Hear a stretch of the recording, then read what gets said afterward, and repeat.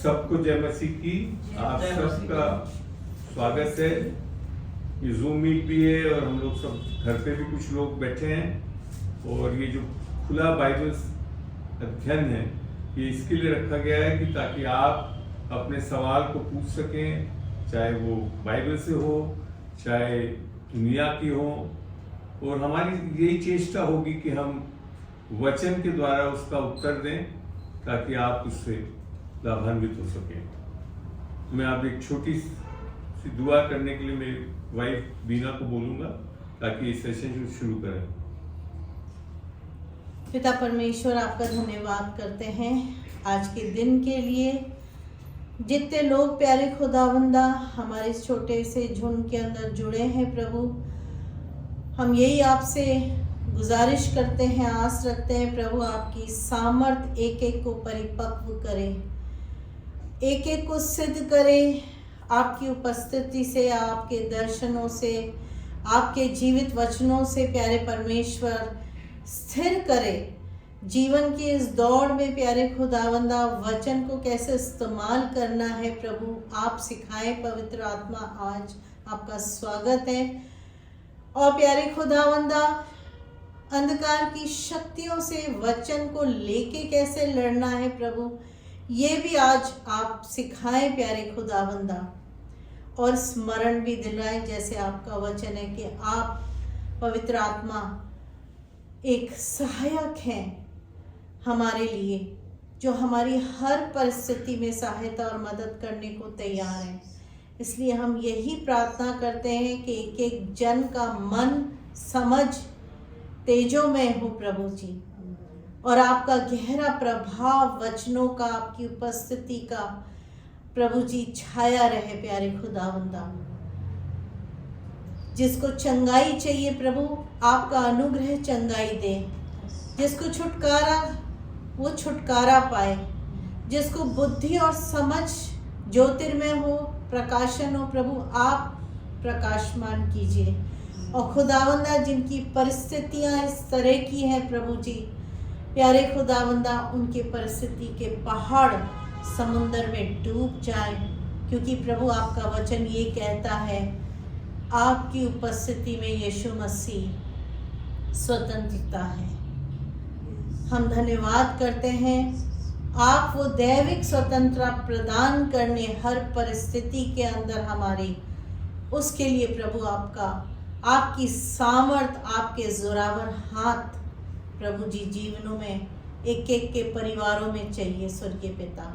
जब वचन शेयर करते हैं प्रभु, जो अभिषेक आपने अपने बंदे को दिया प्यारे खुदावंदा, आपने बेटे को दिया प्रभु, वो अभिषेक प्रभु आप इफरात से उंढे लिए, वो अपनी समझ और बुद्धि से ना परंतु पवित्र आत्मा आपके पूर्ण नियंत्रण में आपके जीवित वचन को जैसा आपकी इच्छा है वैसे प्रकट करें। यीशु के नाम से मैं मांगती हूँ, आमीन आमीन आमीन आमीन। चलिए, ये सत्र खुला है आप लोगों के लिए। जो जूम मीट में जुड़े हैं तो आप एक एक जन करके ही बोलें ताकि सब ना खोलें माइक को। फिलहाल हमारे यहाँ पे भी कुछ लोग भाई और बहन हैं, बिना नाम लिए मैं बताना चाहूँगा कि इनमें से जो भी आज कोई सवाल पूछेगा तो उन सवालों का जवाब उत्तर मिलेगा, आप सुन पाएंगे, और उस बाइबल के वर्सेस को भी हम स्क्रीन पे डालेंगे ताकि आप नोट कर सकते हैं और सीख सकते हैं। चलिए, सत्र खुला है आप लोगों को, जो भी आप में से कोई पूछना चाहे तो पूछ सकता है। जो भी बोले तो जरा जोर से बोले ताकि रिकॉर्डिंग हो जाए सवाल का और उसका। जी एक मेरा सवाल है, थोड़ा और जोर से बोले। मेरा सवाल है कि आत्मिक जीवन और सांसारिक जीवन को कैसे बैलेंस किया जाए, क्योंकि दोनों ही जरूरी है हमारे, आत्मिक भी और सांसारिक भी, क्योंकि संसार में रहते हुए हमारे साथ परिवार। प्रश्न बड़ा स्पष्ट है। मैं चाहूंगा पहले जो भी आप पूछना चाहते हैं प्रश्न बोल दें, हो सकता है वो एक जैसे ही हो तो एक साथ उत्तर दे दें। और भी आप में से किसी की कोई सवाल है? दीदी का भी यही है, मंजू का भी, आपका भी, और बाइबल पढ़ते हैं या जो भी प्रभु के साथ जुड़ने के लिए कार्य करते हैं, मगर फिर भी जीवन में लोगों से बदलाव नहीं आता, इसका भी ठीक है। कोई मेरी मदद करेगा इन प्रश्नों को लिख के रखने में? तुम कर लोगे? चलिए, बढ़िया। तो पहला जो सवाल था बहन का था कि हम आत्मिक जीवन को सांसारिक जीवन को और बैलेंस कैसे सांसारिक करें? आत्मिक जीवन और सांसारिक जीवन को बैलेंस करें। कैसे? हाँ। सबसे पहले जो सबसे बड़ी भ्रांति है लोगों में, उसको मैं हटाना चाहूंगा। बाइबल के अनुसार आत्मिक और सांसारिक जीवन बोलना गलत है। बाइबल के अनुसार, जी। दुनिया के अनुसार कह सकते हो, हाँ। बाइबल के अनुसार नहीं है। बाइबल के अनुसार अब अपन वचन को देखते हैं कि क्या है, बाइबल क्या बताती है। मैं ले जा रहा हूं रोमियो 8 और 9 में। आपके सामने इंग्लिश और हिंदी दोनों में वर्सेस आ रहे हैं। अगर कोई अंग्रेजी का भी सुनेगा तो देख सकता है, आगे भी रिकॉर्डिंग देख सकता है। 9 में यूं लिखा है, परंतु जबकि परमेश्वर का आत्मा तुम में बसता है तो तुम शारीरिक दशा में नहीं, इससे बोलते हैं लोग बाग सांसारिक। समझ में आया? बाइबल भी बता रही है, मैंने एक शारीरिक दशा भी है जिसको लोग बाग हमेशा सांसारिक बोल देते हैं। और फिर लिखा है परंतु आत्मिक दशा में है। तो बेसिकली बाइबल के हिसाब से दो चीज नहीं है कि एक सांसारिक जीवन चलता रहेगा आपका और एक आत्मिक जीवन चलता रहेगा। ये सबसे बड़ी भ्रम है जी। आई बात समझ में मंजू जी?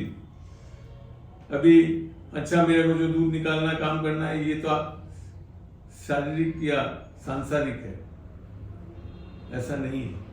आपका सारा काम या तो आत्मिक रूप से करोगे और या आत्मा नहीं पाई हुई है तो क्या होगे? शरीर में।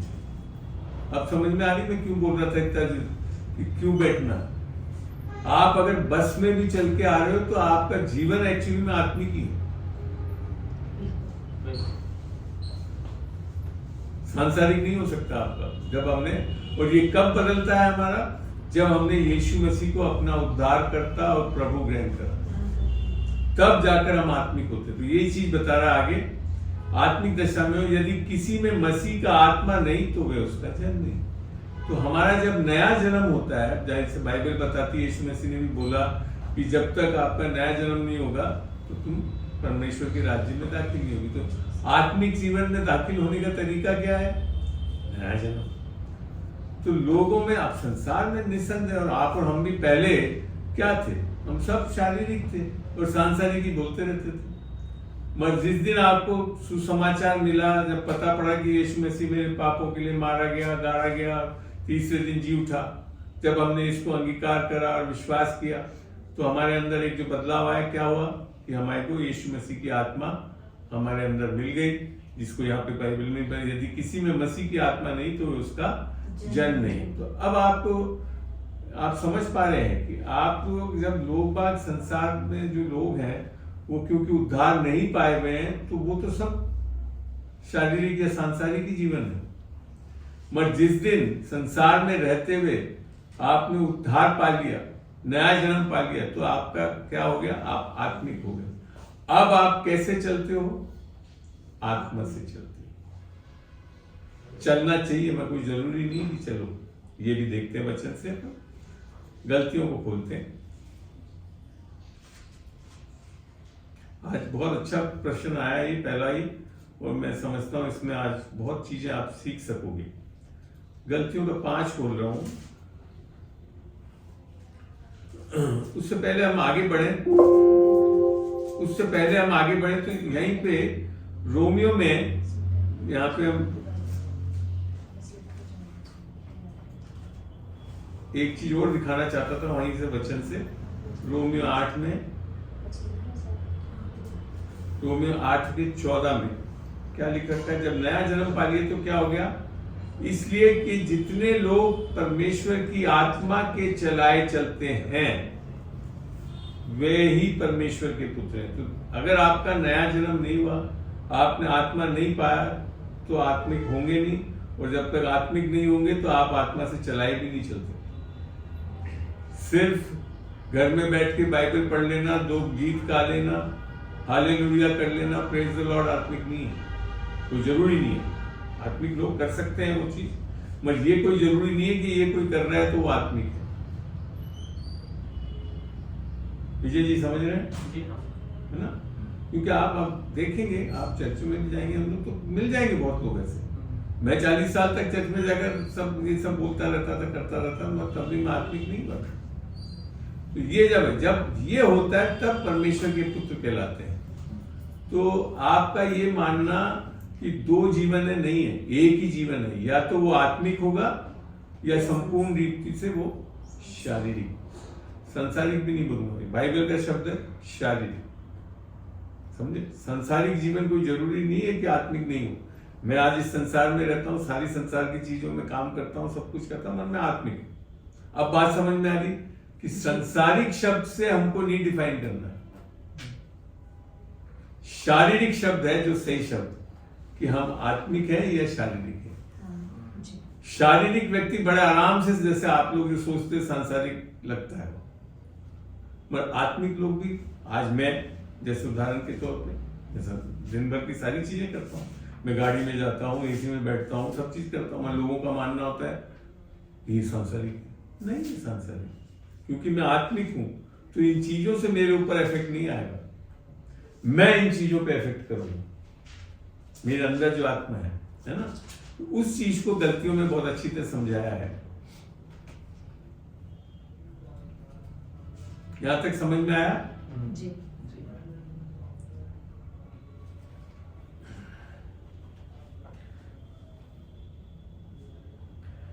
गलतियों 5 का 16 में क्या लिखा है? या यूं लिखा है, पर मैं यह एक उद्धार पाए हुए व्यक्ति के लिए लिखा हुआ है। गलतियों की कलीसिया में सब लोग अन्य भाषा में बोलते थे, सब कुछ करते थे, उनको सलाह दे रहा है पौलुस, कह रहा है, पर मैं कहता हूं आत्मा के अनुसार चलो। खाली आत्मा पा लेने से ही आत्मिक नहीं हुए, वो तो पहला स्टेज है, सबसे जरूरी है वो, मगर अब आत्मा पा लिया तो आत्मा से चलना भी है। और जैसे ही तुम आत्मा से चलोगे तो तुम शरीर की लालसा किसी रीति से पूरी नहीं करोगे, अर्थात फिर वो शारीरिक चाल नहीं हो सकती।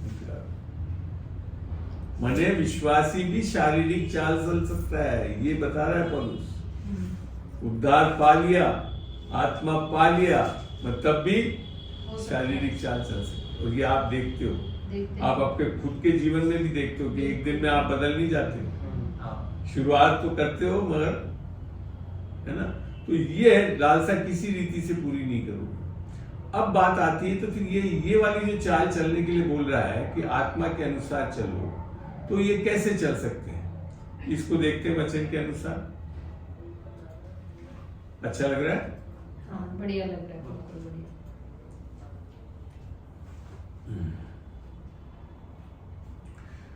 रोमियो 12:1, इसलिए हे भाइयों, मैं तुमसे परमेश्वर की दया स्मरण दिलाकर विनती करता हूं कि अपने शरीरों को, अब आई वापिस वही शारीरिक, अपने शरीरों को जीवित और पवित्र और परमेश्वर को भावता हुआ बलिदान करके चढ़ाओ, यही तुम्हारी आत्मिक सेवा है। आमीन आमीन। आई बात समझ में? ये कैसे चढ़ाते हैं? जब हम यीशु मसीह को अपना उद्धार करता और प्रभु ग्रहण करते हैं, तब जाकर हम अपने शरीर को, ये वाली चीज पूरी होती है हमारे अंदर। यहां तक समझ में आया जी।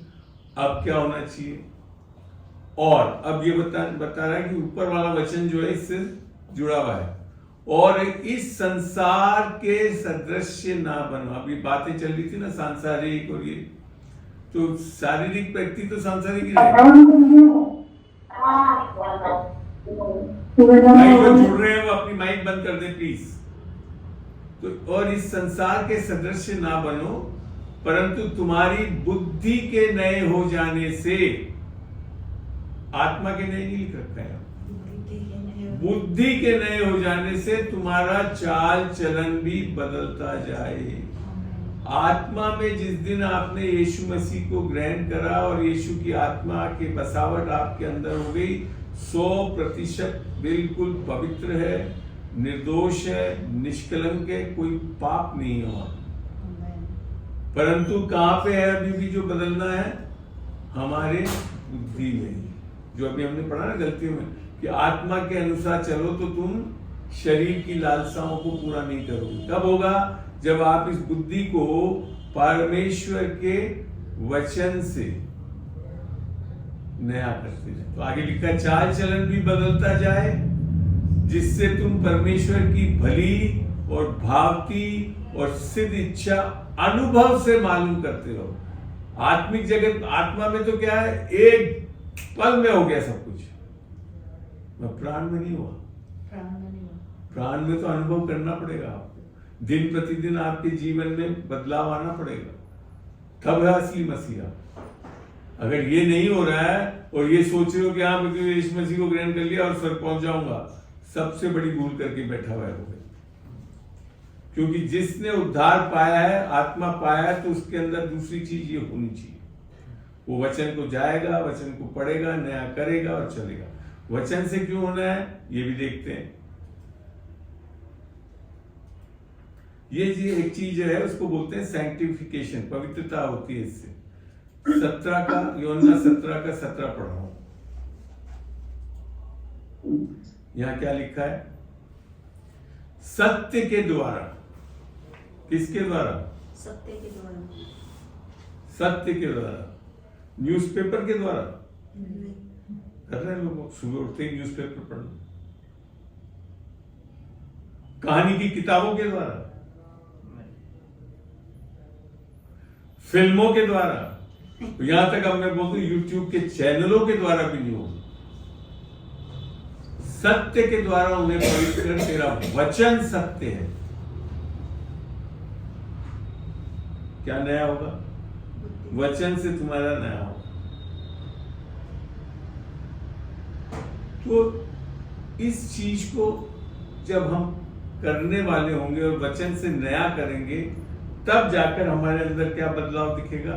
जो यहाँ पे फिर गलतियों 5 में हमने जहाँ पढ़ा, 16 में, कि तुम आत्मा के अनुसार चलो। तो एक जगह और वचन लेकर चलता हूं, मैं वचन में से बताता हूं आत्मा से कैसे होता है, ये भी समझ में आएगा।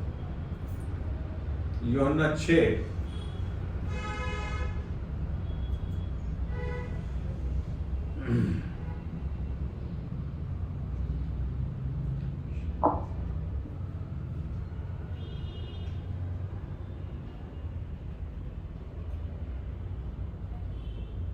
वो क्या है 6 में जो है ना, my word of truth and spirit, बताना जरा।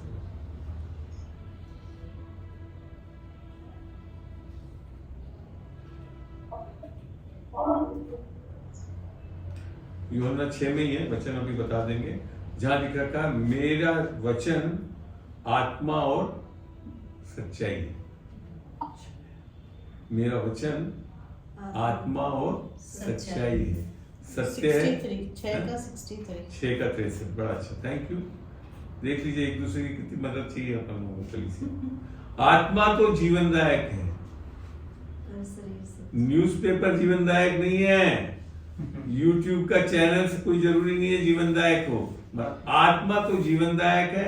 शरीर से कुछ लाभ नहीं होता, वो सब शरीर की चीज है जो आप संसार में देखते हो। जो बातें मैंने तुमसे कही हैं वह आत्मा और जीवन भी है। आगे बात अब समझ में आ रहा है, लिंकेजेस, कि किस तरह से हमको आत्मिक बनना है, कैसे चलना है, और क्या आत्मिकता है, क्या शारीरिकता है, और क्या सांसारिक बातें हम बोल रहे हैं। अब वापस हम चलते हैं गलतियों।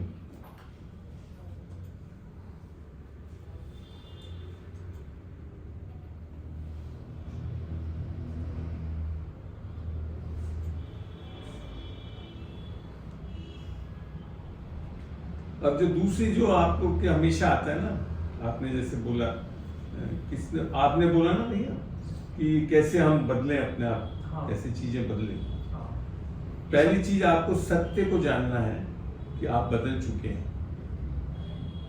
आप लोग क्या अभी भी कोशिश करते हैं? निस्संदेह प्राण और शरीर में मैंने कहा बदलाव आता है, मगर यहाँ क्या बोल रहा है 24 में, और जो मसीह यीशु के हैं, अर्थात जिन्होंने उद्धार पा लिया है, नया जन्म पा लिया है, उन्होंने शरीर को उसकी लालसाओं और अभिलाषाओं समेत क्रूस पर चढ़ा दिया है। फांसी चढ़ा दिया ऐसा कहीं नहीं लिखा। कितने पे? ये है गलतियों 5:24। ठीक है, तो ये आत्मिक जगत में हो चुका है। आपकी जो आप पहले जब शारीरिक थे, एक तो आत्मा से भी एक तरह से आत्मिक नहीं थे, और यहां तक कि आपके प्राण और शरीर में भी जो लालसाएं थे वो वास्तव में क्रूस पर चढ़ा दिया गया है। अब क्या है, लोग बाग अपना आप सुधार करने में लगे हुए हैं। अगर आप क्रूस पे चढ़ने की विधि को देखेंगे तो ज्यादा से ज्यादा एक कील ठोक सकते हो अपने ऊपर आप, ज्यादा से ज्यादा, बाकी सब तो किसी और को ही करना पड़ेगा। एक भी नहीं। आगे बात तो ये भी समझना है कि आत्मिक जगत में परमेश्वर पे क्रूस पे किए गए, जब तो यीशु मसीह ने जो क्रूस पे किया गया कार्य इसके लिए संपूर्ण है, उसके क्रूस पे चढ़ने से हम लोग भी क्रूस पे चढ़ा दिए गए हैं। जो कि पौलुस गलतियों 2:20 में बोलता है, मैं यीशु मसीह के साथ क्रूस पर चढ़ा दिया गया हूं। गलतियों 2 खोल के देखते हैं, बच्चों को हमेशा खोल के पढ़ेंगे तो अच्छा लगेगा। जो भी आ रहा है माइक बंद कर लें। मैं मसीह के साथ क्रूस पर चढ़ाया गया हूं। अब आप सोच के देखिए, पौलुस बोल तो रहा है बड़े कॉन्फिडेंटली, मैं मसीह के साथ, मैंने फिर वहां रहना चाहिए था, मैं कहीं पे भी नहीं था यीशु मसीह की जब क्रूस।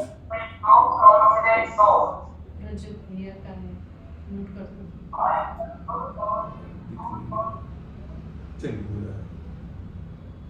उस टाइम पौलुस था नहीं वहां, कहीं पे भी नहीं था जब यीशु मसीह क्रूस पे चला। तो पहले ही सत्य में मैंने एक तरह से तो पूरा सफेद झूठ बोल रहा नहीं, जबकि बाइबल बताते हैं कि सब कुछ सही है। नहीं, बाइबल तो सब कुछ सही है। तो ये बहुत जरूरी समझना है कि आत्मिक जगत में जो क्रूस का कार्य हुआ वो समय से सीमित नहीं है, क्योंकि वो परमेश्वर का काम। परमेश्वर समय से सीमित नहीं है। परमेश्वर जो भी करता है वो चीज समय से बाहर करता है, और क्रूसिफिक्शन भी समय से बाहर है एक तरह से।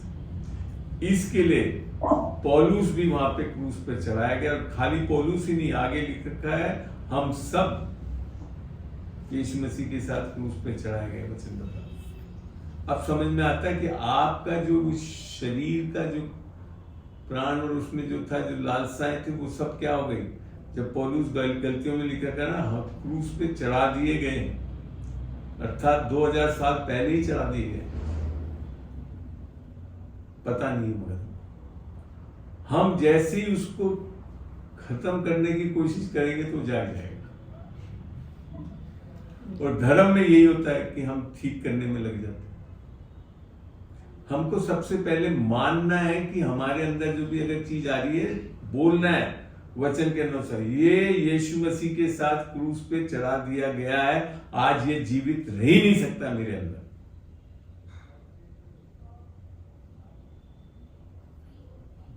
वचन क्रूस पर चढ़ा दी गई है यीशु मसीह। भैया आवाज नहीं करें प्लीज, बंद रखें, डिस्टर्बेंस होती है, ये सारा रिकॉर्डिंग भी हो रहा है। ये गलतियों 2:20 है। रजत, गलतियों 2:20 में पढ़ रहा हूं मैं, नहीं वो है, सॉरी, गलतियों 5:24 या 25 पे था अभी जब दिखाया था। अभी आ रहा हूं मैं, वहां पे भी ले जाऊंगा वापस।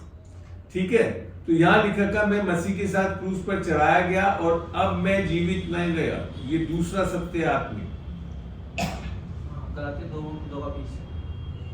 समझना, ये दूसरा सत्य है हमारा कि आज हम जीवित नहीं है, मैं मर चुका हूं। अब मसीह मुझ में जीवित है, यही बोल रहा है, पर मसीह मुझ में जीवित है।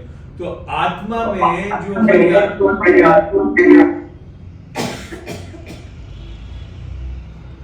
आत्मा में जो है मेरा आत्मा जो है उसको बिल्कुल खत्म कर दिया, परमेश्वर ने नई आत्मा बना दी। यहां वापिस आएंगे गलतियों 2:20 में, उस चीज को भी हम देखते हैं। 2 कुरिन्थियों 5:17 में ले रहा हूं। यहां क्या लिखा है?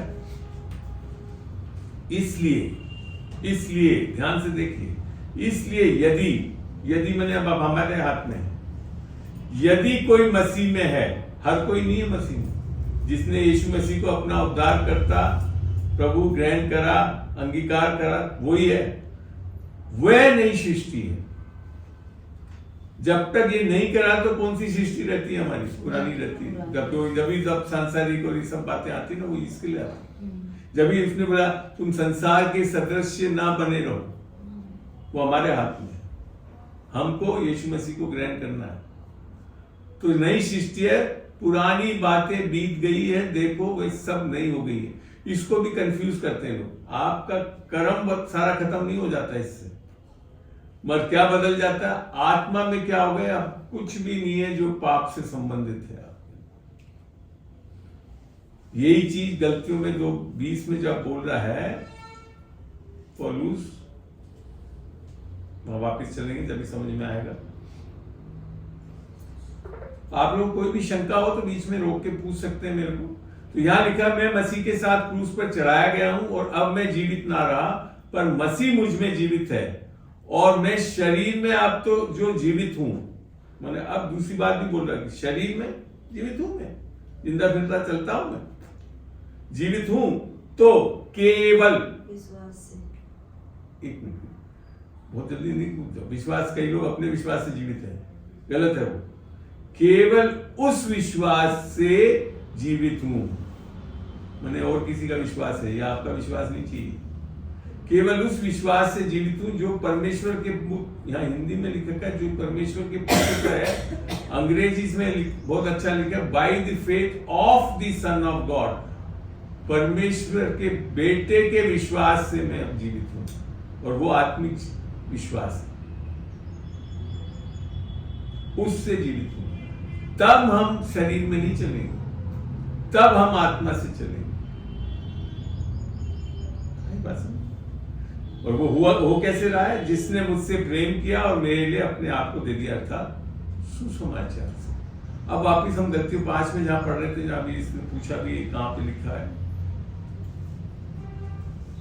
गलतियों 5:24।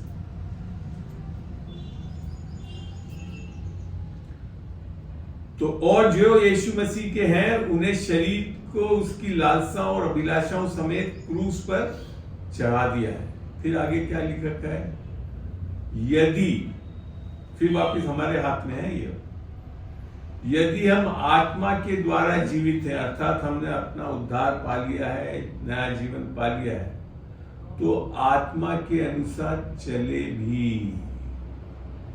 उद्धार पाते ही चलने नहीं लगते हो, चलना भी हमारी बुद्धि की इच्छा से, स्वयं की इच्छा से। ये कई विश्वासी नहीं कर रहे। फिर क्या देखते हैं? पाप में धंसते हैं, कुछ ना कुछ करते हैं, और हम घमंडी होकर ना एक दूसरे को छेड़ें और ना एक दूसरे से धा करें।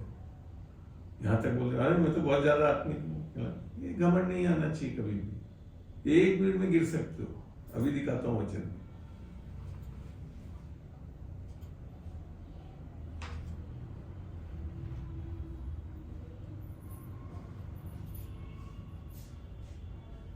भाई बात है,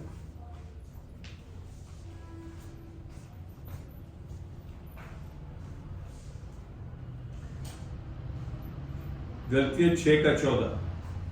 पर ऐसा ना हो कि मैं और किसी बात को घमंड करूं, केवल हमारे प्रभु यीशु मसीह के क्रूस को, जिसके द्वारा संसार मेरी दृष्टि में और मैं संसार की दृष्टि में क्रूस पर चढ़ाया गया हूं। अब समझ में आ रहा है कैसे क्रूस पर चढ़े गए? ये रहा वचन।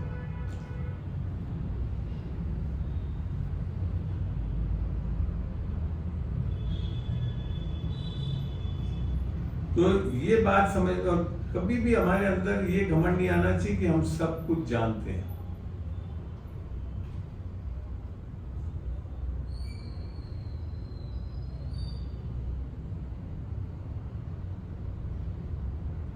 ये रहा वचन, गलतियों 6:3।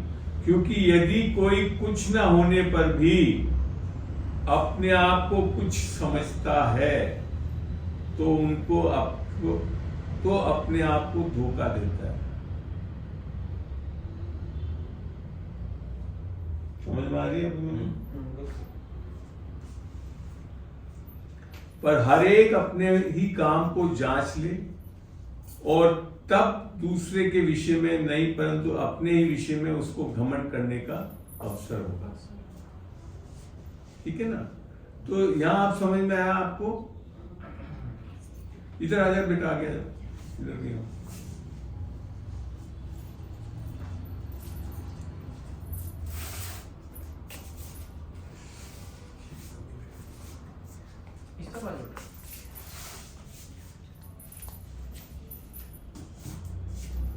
आई बात समझ में? आप तो अब आपको समझ में आ रहा है कि कैसे वचन बता रहा है कि हमको कैसे चलना है। तब जाकर हम उद्धार पाए हुए लोग सही तरीके से हमेशा आत्मिक रहेंगे और हमारा हमेशा जीवन आत्मिक रहेगा। हमेशा हमेशा हमेशा हमेशा के लिए। हम कभी भी अब शारीरिक दशा में नहीं जाने वाले, क्योंकि जो यीशु मसीह है वो ना हमें कभी छोड़ेगा न कभी त्यागेगा।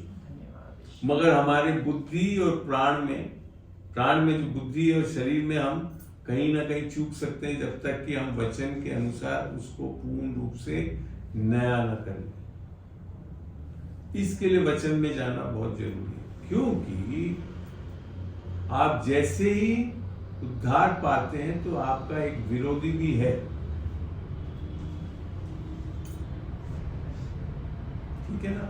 और विरोधी का सामना करना हमेशा वचन से ही होगा और किसी से नहीं करेगा।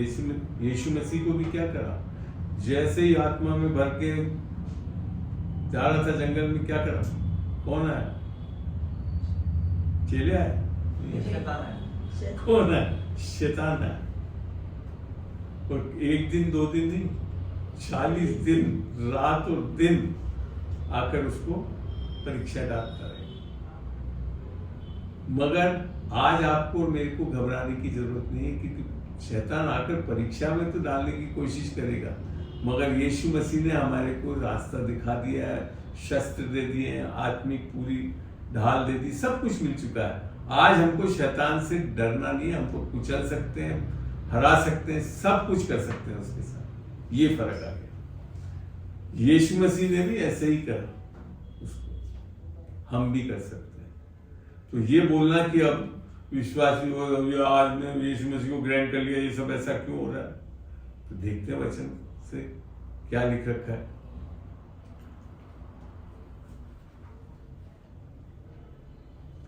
जब तक वचनों से हम नहीं समझेंगे तो हमारे साथ बड़े आसानी से शैतान खिलवाड़ करता रहेगा। आपको पता है मरकुस 4 में बीज बोने वाला दृष्टांत बताया हुआ है। तो ये सब शुरुआत के 4-4-4-5 मट्टी में डाला, सूर्य फलाना, कुछ अच्छी दूंगी, ठीक है ना? तो उसको समझाने लगा, जब बताया उसने क्या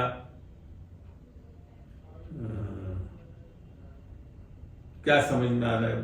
बोने वाला वचन बोता है। जैसे ही आप लोग उद्धार तो खाली सुसमाचार के वचन से हो गया आपका, ठीक है? अब क्या होता है? वचन हमको बोना है, अपने जीवन में नया करना है ना हमको, जैसे अपनी बुद्धि को नया करना है। तो जो मार्ग के किनारे के जहां वचन बोया जाता है, ये वो है कि जब उन्होंने सुना तो शैतान तुरंत आकर वचन को जो उनमें बोया गया था, देर नहीं लगाता है, जैसे ही पता पड़ेगा कि आप बाइबल मीटिंग में जा रहे हो, तुरंत आ जाएगा वो। जब तक नहीं आएगा। जैसे ही आप वचन को लेने के लिए कोशिश करोगे, सबसे पहला प्रहार शैतान का।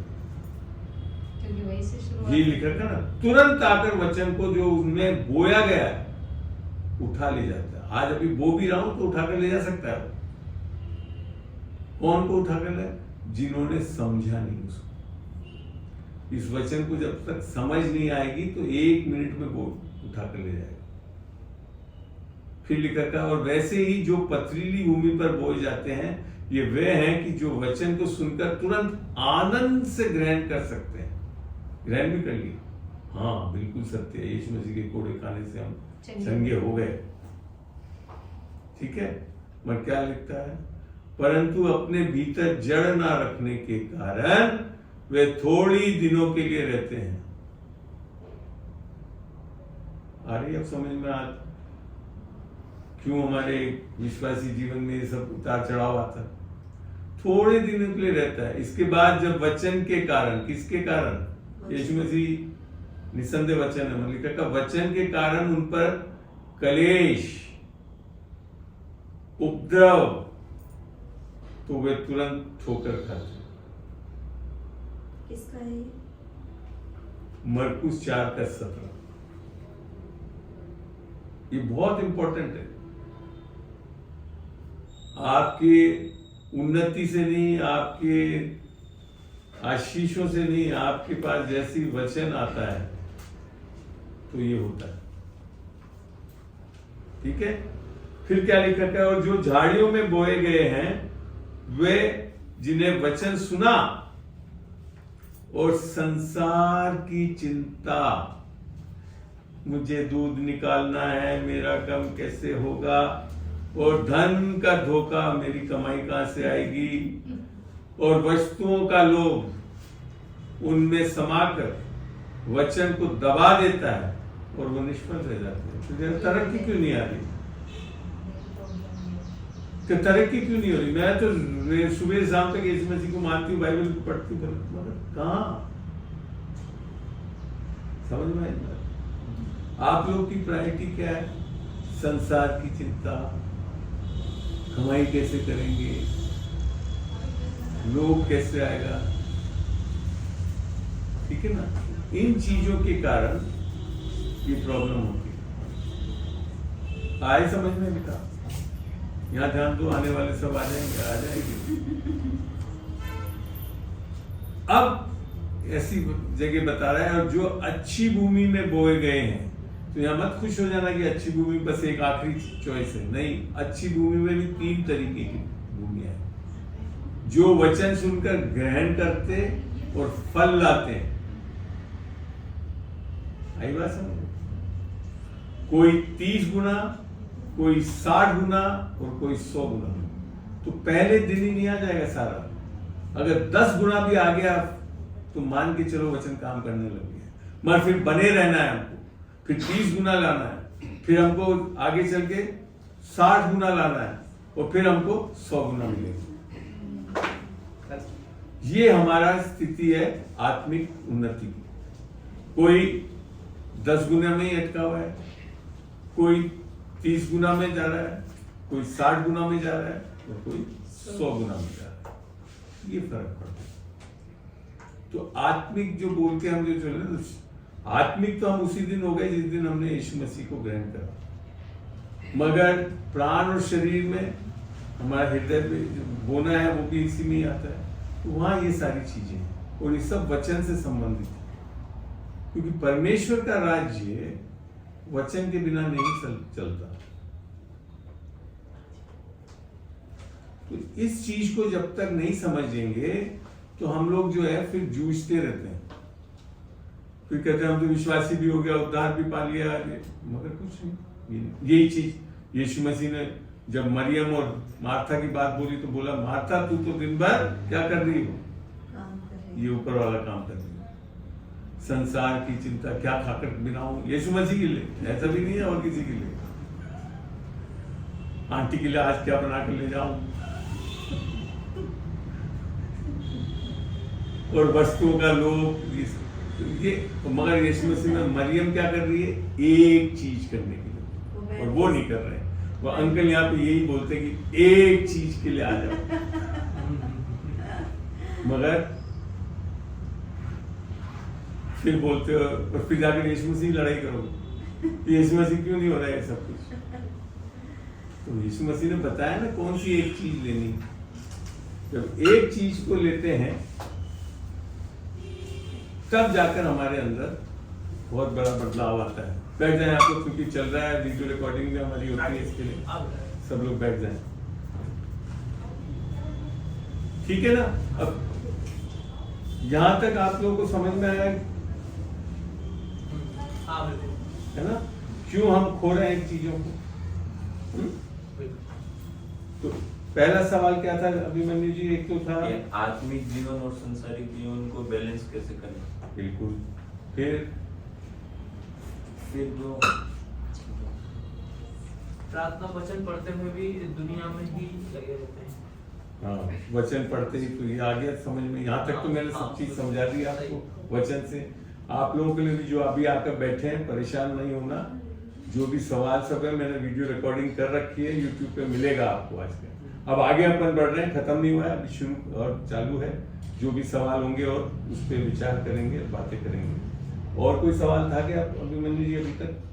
अभी दो ही है, दो ही थे।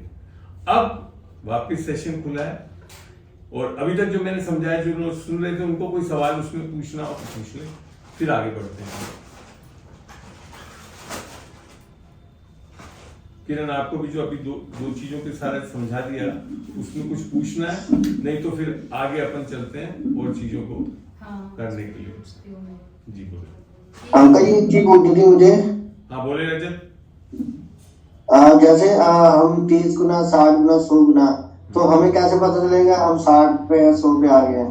कुछ नहीं, अभी बताता हूँ। जिस दिन आमदनी 30 रुपए हो, जिस दिन आमदनी 100 रुपए हो जाए, पता पड़ गया। 60 रुपए हो तो 60 ही हुआ। आगे बात समझ में रजत? अरे समझ आ गया रजत?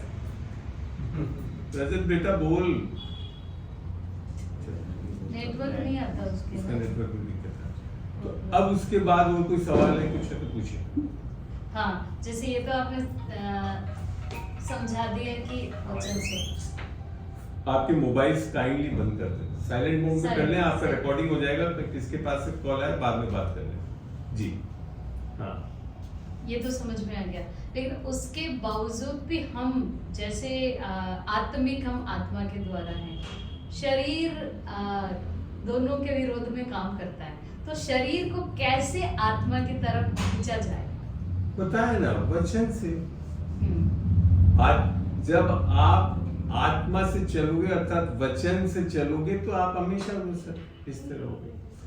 कुछ नहीं, संसार में जाओगे, आया सब्जी वाले के पास गए, सब्जी ली, आपने दिया 100 रुपए, उस पेमेंट करना था खाली 50 रुपए, उसने आपको दे दिया 70 रुपए। अब आपने क्या किया? बाइबल क्या बताती है? हमको सही चीज देनी चाहिए। अगर हमने वापस उसको नहीं दिए, ज्यादा जो दिए, तो वो क्या हो गया? फिर हम अपने शरीर में चल, लोभ आ गया। इस तरह से पहचानते, वचन के अनुसार दे। दूसरा, आप चल जो बाइबल बताती है व्यभिचार नहीं करना है, अब आप फिर और दिमाग उसमें पूरा कोई रीजनिंग निकालोगे, नहीं इस तरह से तो कर सकते हैं, गलत है। उसे बोलते हैं आत्मा में चाहिए। और कुछ?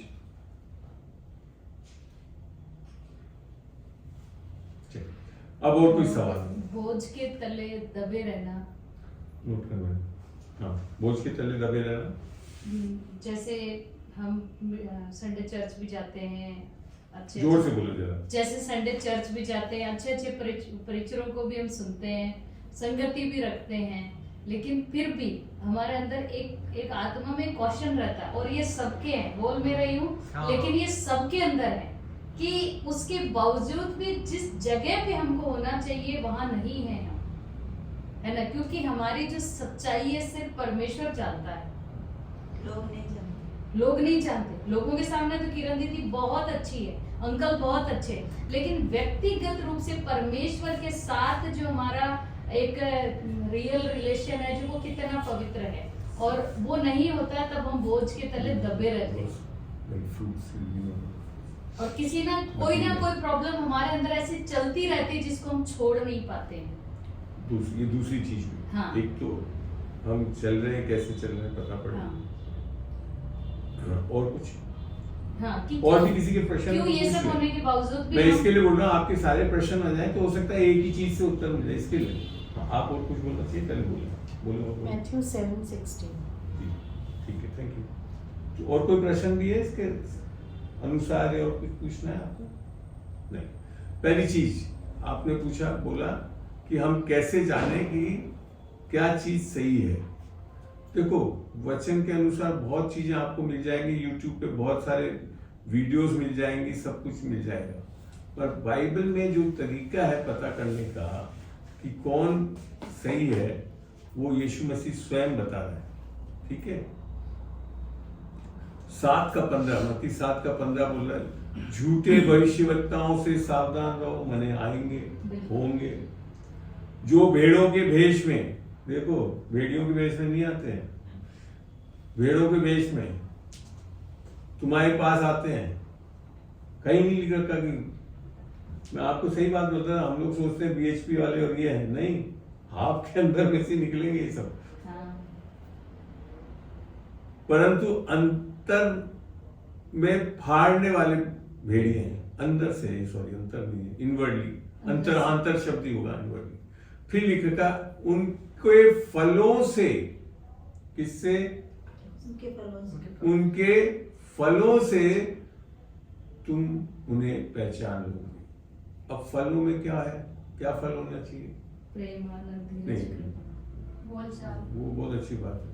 क्या लोग झाड़ियों से अंगूर या ऊंट का कटारों से अंजीर तोड़ते हैं? ये मेन मुद्दे की बात है। अब आती बात है, अगर जब विश्वासी के बारे में अगर देखना चाहते हो कि क्या होना चाहिए, तो बाइबल से ही देखते हैं। मरकुस 16 में यीशु मसीह क्या बताता है, उनमें क्या होना चाहिए। मरकुस 16 में ले गया हूं मैं, और आपको 14 से पढ़ा। मरकुस 16 का 14 से। पीछे वे उन 11 चेलों को भी जब वे भोजन करते बैठे थे दिखाई दिया, और उनके अविश्वास और मन की कठोर पर उलाहना दिया। अभी देखो, 11 चेले जो रात दिन 3.5 साल तक परमेश्वर के साथ चले, उनको भी डांटना पड़ा यीशु मसीह को। कभी मैं आप लोगों को डांट दूं तो बुरा मत मानना। समझ में आ गई बात? और वो साथ ही रहते थे, हम रात दिन साथ सोते उठते सब थे, उनको डांटना पड़ा। और उनको किसके लिए? अविश्वास के लिए। तो ये भी मत दिमाग में रहा कि आज मैं बन गया, उद्धार पा लिया, पूरा विश्वास में चलूंगा, नहीं चल पाऊंगा। अविश्वास आ सकता है आपके अंदर। और मन की कठोरता पर उलाहना दिया, क्योंकि जैसे ही अविश्वास आता है तो क्या हो जाता है? मन कठोर हो जाता है।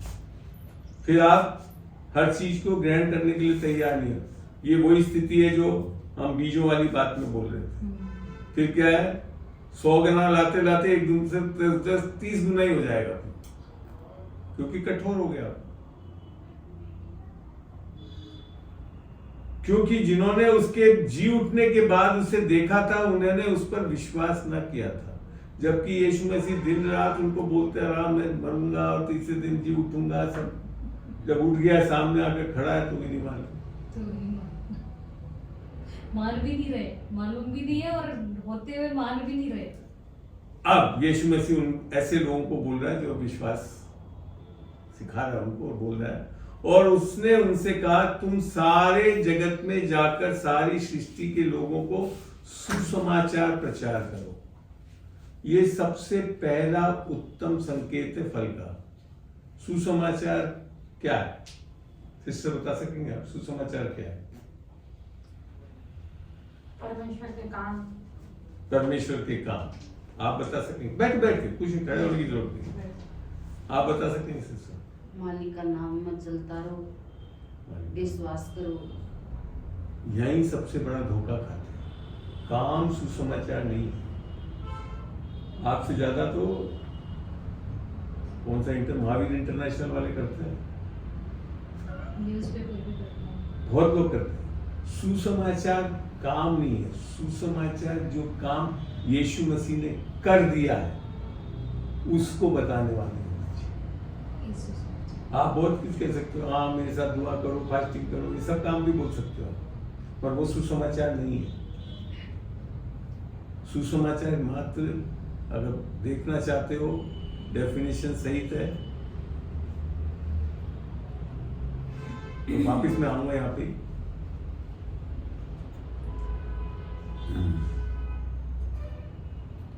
पौलुस ने पहला कुरिन्थियों 15 में सुसमाचार को एक तरह से परिभाषित किया है, या 15:3 में लिखा है, इसी कारण मैंने सबसे पहले क्या, हम क्या है कामों में चले जाते हैं, सबसे पहले जाना कहाँ चाहिए, सबसे पहले तुम्हें वही बात पहुंचा दी जो मुझे पहुंची थी कि पवित्र शास्त्र के वचन के अनुसार, कामों के अनुसार नहीं, यीशु मसीह हमारे पापों के लिए मारा गया और गाड़ा गया और पवित्र शास्त्र के अनुसार तीसरे दिन जी भी उठा। ये है सुसमाचार, ये बताने वाले होने चाहिए विश्वास। ये पहला फल जो हमको आना चाहिए। इसके अलावा सब चीज बता, प्रार्थना कर लो, बाइबल पढ़ लो, ये सब बताने लगते हैं, उपवास कर लो, ये सब काम है। मैं ये नहीं कह रहा हूँ कि ये मत बोल देना, अंकल ने बोल दिया ये सब नहीं करना है, लेकिन ये मालूम होना चाहिए, क्योंकि आगे अभी मैं बता रहा हूँ क्या क्या करना वहां पे आ रहा है। नहीं ऐसे है, मैंने देखा कई लोग एकदम से फट देने से बोल देंगे अरे अंकल ऐसा बताते हैं, ऐसे ही है बस और कुछ नहीं है। मरकुस 16 में वापस चल रहे हैं और हम कहाँ पढ़ रहे थे, 14 से पढ़ा था ना, हाँ। अब 15 में आ गए। तो यहाँ क्या लिखा है, उसने कहा तुम सारे जगत में जाकर सारी सृष्टि के लोगों को सुसमाचार प्रचार करो, काम मत बताओ, सुसमाचार बताओ। जो विश्वास करेगा अर्थात सुसमाचार पे और बपतिस्मा ले उसी का उद्धार होगा, परंतु जो विश्वास ना करेगा वह दोषी ठहराया जाएगा। इस पे मैं अभी ज्यादा प्रकाश नहीं डाल रहा हूँ, आगे बता रहा हूँ, क्योंकि यहाँ बपतिस्मा भी समझना बहुत जरूरी है। ये सीधा सोचते हैं पानी का बपतिस्मा है, यहाँ बेसिकली पानी के बपतिस्मे से बढ़कर आत्मा का बपतिस्मा होना बहुत जरूरी है। और फिर लिखा है, आप यहाँ आराम से पढ़ो ना, हिंदी में लिखा तो इस बात अलग है, कुछ दिख नहीं रहा तो बात अलग है, इधर उधर कहीं बैठ जाए साइड में। और विश्वास करने वालों में, किसमें चिन्ह होंगे, करने वालों में ये चिन्ह होंगे, फल होंगे। पूछे थे ना फल क्या होने चाहिए, कि वे मेरे नाम से, मेरी वाइफ बड़ा अच्छा बोलती है, अगर आपको पता करना है कि आप विश्वासी हो तो एक दुष्ट आत्मा से भरे हुए लोग लाकर खड़ा करो, निकाल के दिखा, समझ में आ जाएगा उद्धार पाया कि नहीं। तो मैंने यही करके देखा, जब भी समझ में आया नहीं तो पहले तो मैं वचन बहुत बोलता रहता था, मैं जब करके देखा और हुआ तब समझ में आया कि यार सही में विश्वासी हो गया, चिन्ह अंदर है। वे मेरे नाम से दुष्ट आत्मा को निकालेंगे, फिर नई नई भाषा बोलेंगे, अन्य भाषा बोलते हैं। अभी तो हमारे कई लोग ऐसे हैं, क्रिश्चियन में जाओगे तो कहेंगे नहीं अन्य भाषा तो शैतान की ओर से, तुम भी फिर शैतान की ओर से। यीशु मसीह बोल रहा है, मैं भी नहीं बोल रहा हूँ। नई नई भाषा बोलेंगे, सांपों को उठा लेंगे और यदि वे प्राणनाशक वस्तु भी पी जाए तो भी उनकी कुछ हानि ना होगी। वे बीमारों पर हाथ रखेंगे और वे चंगे हो जाएंगे। अब समझ में आ रहा है यीशु मसीह क्या फल की बात कर रहा है, यहाँ बताया उसने सारे फल होने चाहिए आपके अंदर। अब आता है घमंड, आता है वो भी जाता है एक दो बार, ऐसी बात नहीं हुआ था ना, ये प्राणनाशक चीज मैंने खिलाई थी जानवरों को। नहीं, अब जो मैं बोल रहा हूँ ना, यहाँ तक तो है वो चंगे हो जाएंगे, मगर ये हो क्यों रहा है पता है आपको? ये हो इसके लिए रहा है, आगे पढ़ने से समझ में आता है। तब प्रभु यीशु उनसे बातें करने के बाद स्वर्ग पर उठा लिया गया, तो गया यीशु मसीह तो ऊपर स्वर्ग पे चढ़ गया और परमेश्वर की दाहिनी ओर बैठ गया। ठीक है, अर्थात जो शरीर में आया था यीशु मसीह, मारा गया था, वो गाड़ा गया, फिर तीसरे दिन वो शरीर सहित उठ गया और फिर कहाँ चला गया? स्वर्ग में जाकर बैठ गया। आगे बहुत अच्छा चीज लिखा, और उन्होंने निकलकर हर जगह काम किया, प्रचार किया। किसका? सुसमाचार का। और प्रभु उनके साथ काम करता। आप नहीं करते हो काम, प्रभु आपके अंदर से काम करता है, वो है मसीह।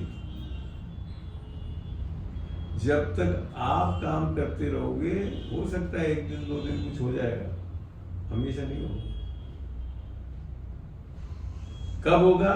प्रभु साथ काम करता रहा। और प्रभु कब काम करता है? जब सुसमाचार प्रचार करते हो। मैंने आपसे जैसी पहली चीज बोला, आपका रिएक्शन क्या था? सुसमाचार नहीं बताया, और चीजें बताना, तो फिर नहीं करेगा परमेश्वर। क्यों करता? वो खाली सुसमाचार के प्रचार और किसी चीज के कारण नहीं करता। और उन चिन्हों के द्वारा जो साथ साथ होते थे, वचन को दृढ़ करता रहा। आमीन। आमीन। आई बात समझ में? कैसे हम परमेश्वर के कामों को करने वाले हैं? लिख रखा है बाइबल में। उद्धार पाओ, इन चीजों पे विश्वास करो और जाकर सुसमाचार का समाचार। अब मैंने पूछा प्रभु से एक दिन, मैंने कहा प्रभु ऐसा क्या चीज है यार, ये सुसमाचार, ये बाकी क्यों नहीं है? नहीं आता आपके दिमाग में? आता है। आना चाहिए। अच्छा, ऐसे लोगों को हम देखते भी है ना जहाँ सुसमाचार नहीं है, फिर भी वो कर रहे हैं, गाना गा रहे 2-2, 3-3 घंटे, और खूब रो के यूं ऊंचा चला गया, जैसे प्रभु जैसे हाथ और नीचे घुटने पे। ऐसा करना चाहिए, मैं ऐसा नहीं कह रही प्रभु की महिमा। देखो वो सब मैं ये नहीं कहूँगा गलत है, सब अच्छा है, मगर क्या चिन्ह हो रहे हैं, चमत्कार हो रहे हैं, ये चिन्ह होने चाहिए हमारे, ये चिन्ह भी होना चाहिए, उसके साथ वो करो तो ठीक है। अब बात आती है कि सुसमाचारी क्यों? पौलुस यहाँ लिख रहा है पहला रोमियो 1:16 में, क्योंकि मैं सुसमाचार से नहीं लज जाता। आज हम लोग यीशु मसीह को ग्रहण करने के बाद भी यीशु मसीह का सुसमाचार बताने में लज जाते हैं। आप कैसे जाकर बताएंगे? क्या बोलेगा, क्या बोलेगा यार, कैसे मर के जीव का? अरे देखो क्या लिखा है, इसलिए कि वे हर एक विश्वास करने वाले के लिए, पहले तो यहूदी फिर यूनानी के लिए, उद्धार के नियमित परमेश्वर की सामर्थ्य है। और कोई तरीका नहीं है पवित्र आत्मा की सामर्थ्य का काम करने का सुसमाचार के अलावा। वो नहीं बता रहे हो, बाकी किसी का भी नाम लेते रहो, सब बोलते रहो। यीशु का नाम भी लेकर निकालने गए थे लोग बात, तो दुष्ट आत्मा ने बोला पौलुस को जानती हूँ, यीशु को जानती, तू कौन है? कपड़े फाड़ फूड़ के भगा दिया, आवाज मार रही थी। लोग खाली ये मत सोच लेना यीशु का नाम लेती सब कुछ हो जाएगा। यीशु से क्या रिश्ता है हमारा? ये दुष्ट आत्मा को मैं इस चीज को समझ चुका हूँ, क्योंकि मैं अधिकारी रहा हूँ, बहुत बड़ा मोटा अधिकारी रहा हूँ सरकार में। मेरे कमरे के सामने उसको देखा हुआ भी है आप लोगों ने, वो था ना मुच्छो मेरा जो देखा हुआ है। वो ऐसा बंदा था तो कोई मेरे कमरे के अंदर नहीं घुसने थे, उसको वैसे ही देख के डर जाते। मैंने अच्छे बड़े बड़े सीमेंट के अधिकारी सब आते थे, तो कहते सर आपने ऐसा खड़ा कर रखा है, हिम्मत नहीं होती हमारे को अंदर आने की। क्या नाम था?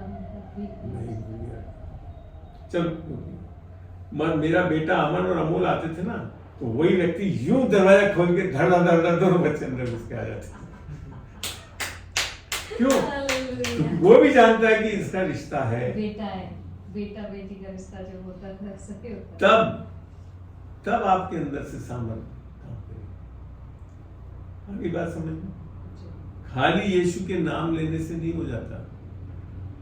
क्या यीशु को आप व्यक्तिगत तौर पे आत्मा पाए हुए व्यक्ति हो, तब यीशु मसीह काम करता है हमारे साथ। जब भी पौलुस की परछाई से भी लोग चंगे हो जाते हैं, पतरस की परछाई से भी लोग चंगे हो जाते हैं। क्यों? क्योंकि परछाई किसकी जा रही है? यीशु मसीह। वो ऐसा। और आज आज भी करता है प्रभु ऐसा काम। ऐसे ही करता है। और मैंने तो ये ठान रखी, मैंने कहा प्रभु अब मैं तो ज्यादा दिन हाथ नहीं रखने वाला, मैं तो जाकर खड़ा होऊंगा और सब चीज होना है और होगा, ये भी जानता हूँ। आमीन। मैं जानता हूँ, मैं उस विश्वास में चलना चाहता हूँ कि अब मेरे को कुछ करना भी नहीं, मैंने हाथ भी नहीं उठा कर करना। ये मैं नहीं कह रहा हूँ कि हाथ नहीं उठाना चाहिए, करना चाहिए, ले करना चाहिए, सब कुछ लेकर रखा है, मगर उससे भी बढ़कर क्या है कि हम उसकी प्रेजेंस हमारे साथ, और वो कब जाएगी जब आप दिन प्रतिदिन इसकी तरह एक काम करोगे।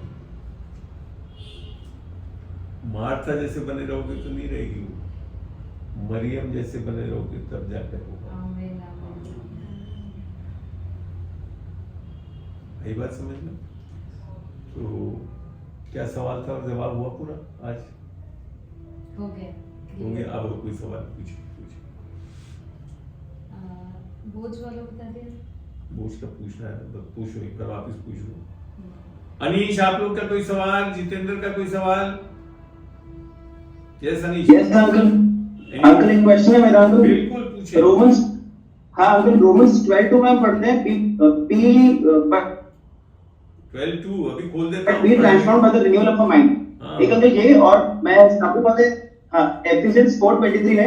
एक वो minute be renew by the एक मिनट भैया, धीरे धीरे। मैं यार कोई स्कूल का टीचर नहीं हूँ, बहुत धीरे धीरे चलता हूँ। सॉरी। यीशु मसीह बड़े आराम से करता था सब चीजें। पहला आपका है रोमन्स 12:2, ठीक है ना? हाँ हाँ अंकल। और दूसरा कौन सा वर्स?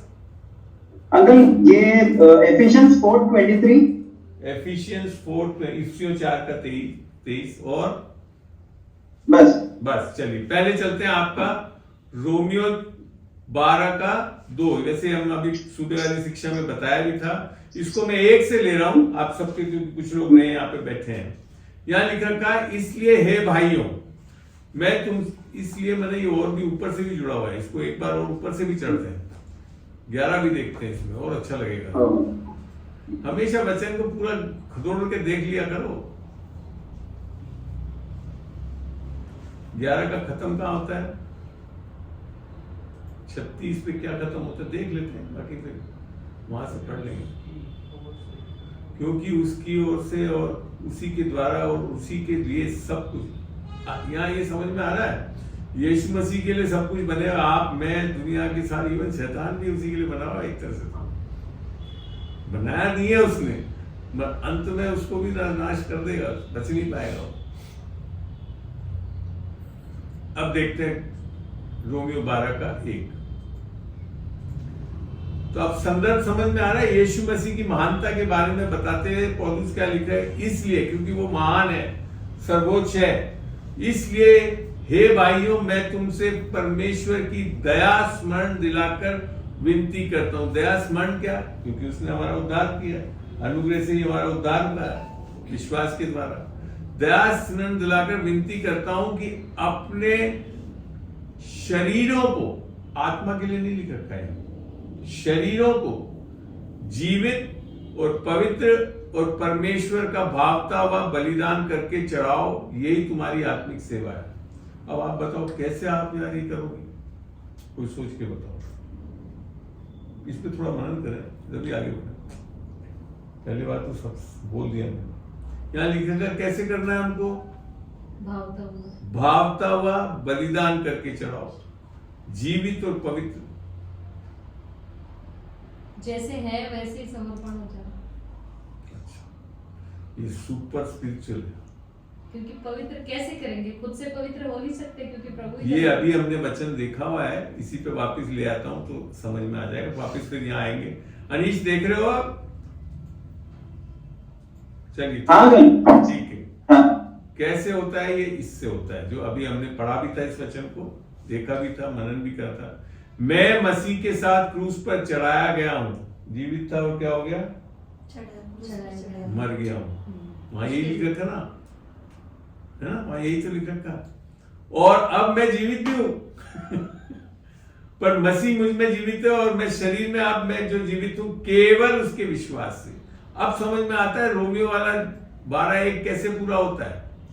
जब हम प्रभु को विश्वास करके ग्रहण करते हैं तो क्या बदलाव आता है हमारे लिए? ये होता है अपने शरीरों को जीवित और पवित्र और परमेश्वर की भावता हो जाता है। जैसे हम यीशु मसीह को अपना उद्धारकर्ता प्रभु ग्रहण करते हैं तो क्या हो जाता है? हमारे क्रूस पे हम मारे गए, ठीक है, तो परमेश्वर की भावता बलिदान हो गया हमारा, और अब हम क्या हो गए हैं? पवित्र हो गए हैं, क्योंकि हमारे में अंदर यीशु की पवित्रता आ गई, पवित्र आत्मा मिल गई है। तब हम आत्मिक सेवा के लिए तैयार हैं। बाइबल में रोमियो में हमने आज सुबह पढ़ाया भी था कि रोमियो 8:9 में लिखा है जिसमें यीशु की आत्मा नहीं वो शारीरिक है, आत्मिक हुआ ही नहीं फिर, है ना। तो ये होता है 12:1। जब ये हो जाता है तो फिर नेक्स्ट स्टेप क्या होता है?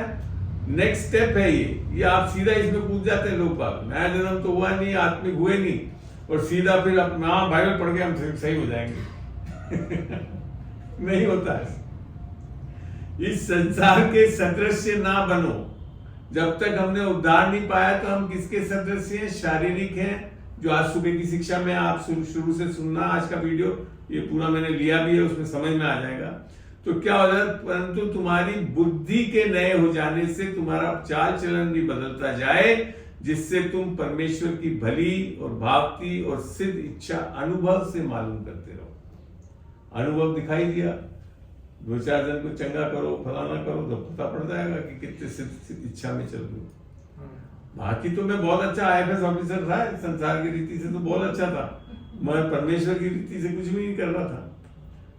आज वो तो कर ही रहा था, अब ये सब भी करने लगा जब समझ में आ गया मेरे को कि अब मैं परमेश्वर की भली भावती और सिद्ध इच्छा में चलने वाला हो गया। आई बात अनीश? हेलो अनीश? यस बाकी आप ये करना, आज का जो शुरू का वीडियो इस पे पूरा मैंने समझाया, आप देख लेना जब मैं डालूंगा यूट्यूब। ओके। नेक्स्ट वर्स बताना भाई क्या था इनका? इफिसियों 4:23। इफिसियों 4:23। चलिए खोलते हैं उसको भी। आप लोग के और कोई प्रश्न हो तो याद कर लें, अपन फिर आगे डिस्कस करेंगे, टाइम है अपने पास अभी। इफिसियों 4:23। इफिसियों 4:23 क्या है बच्चे?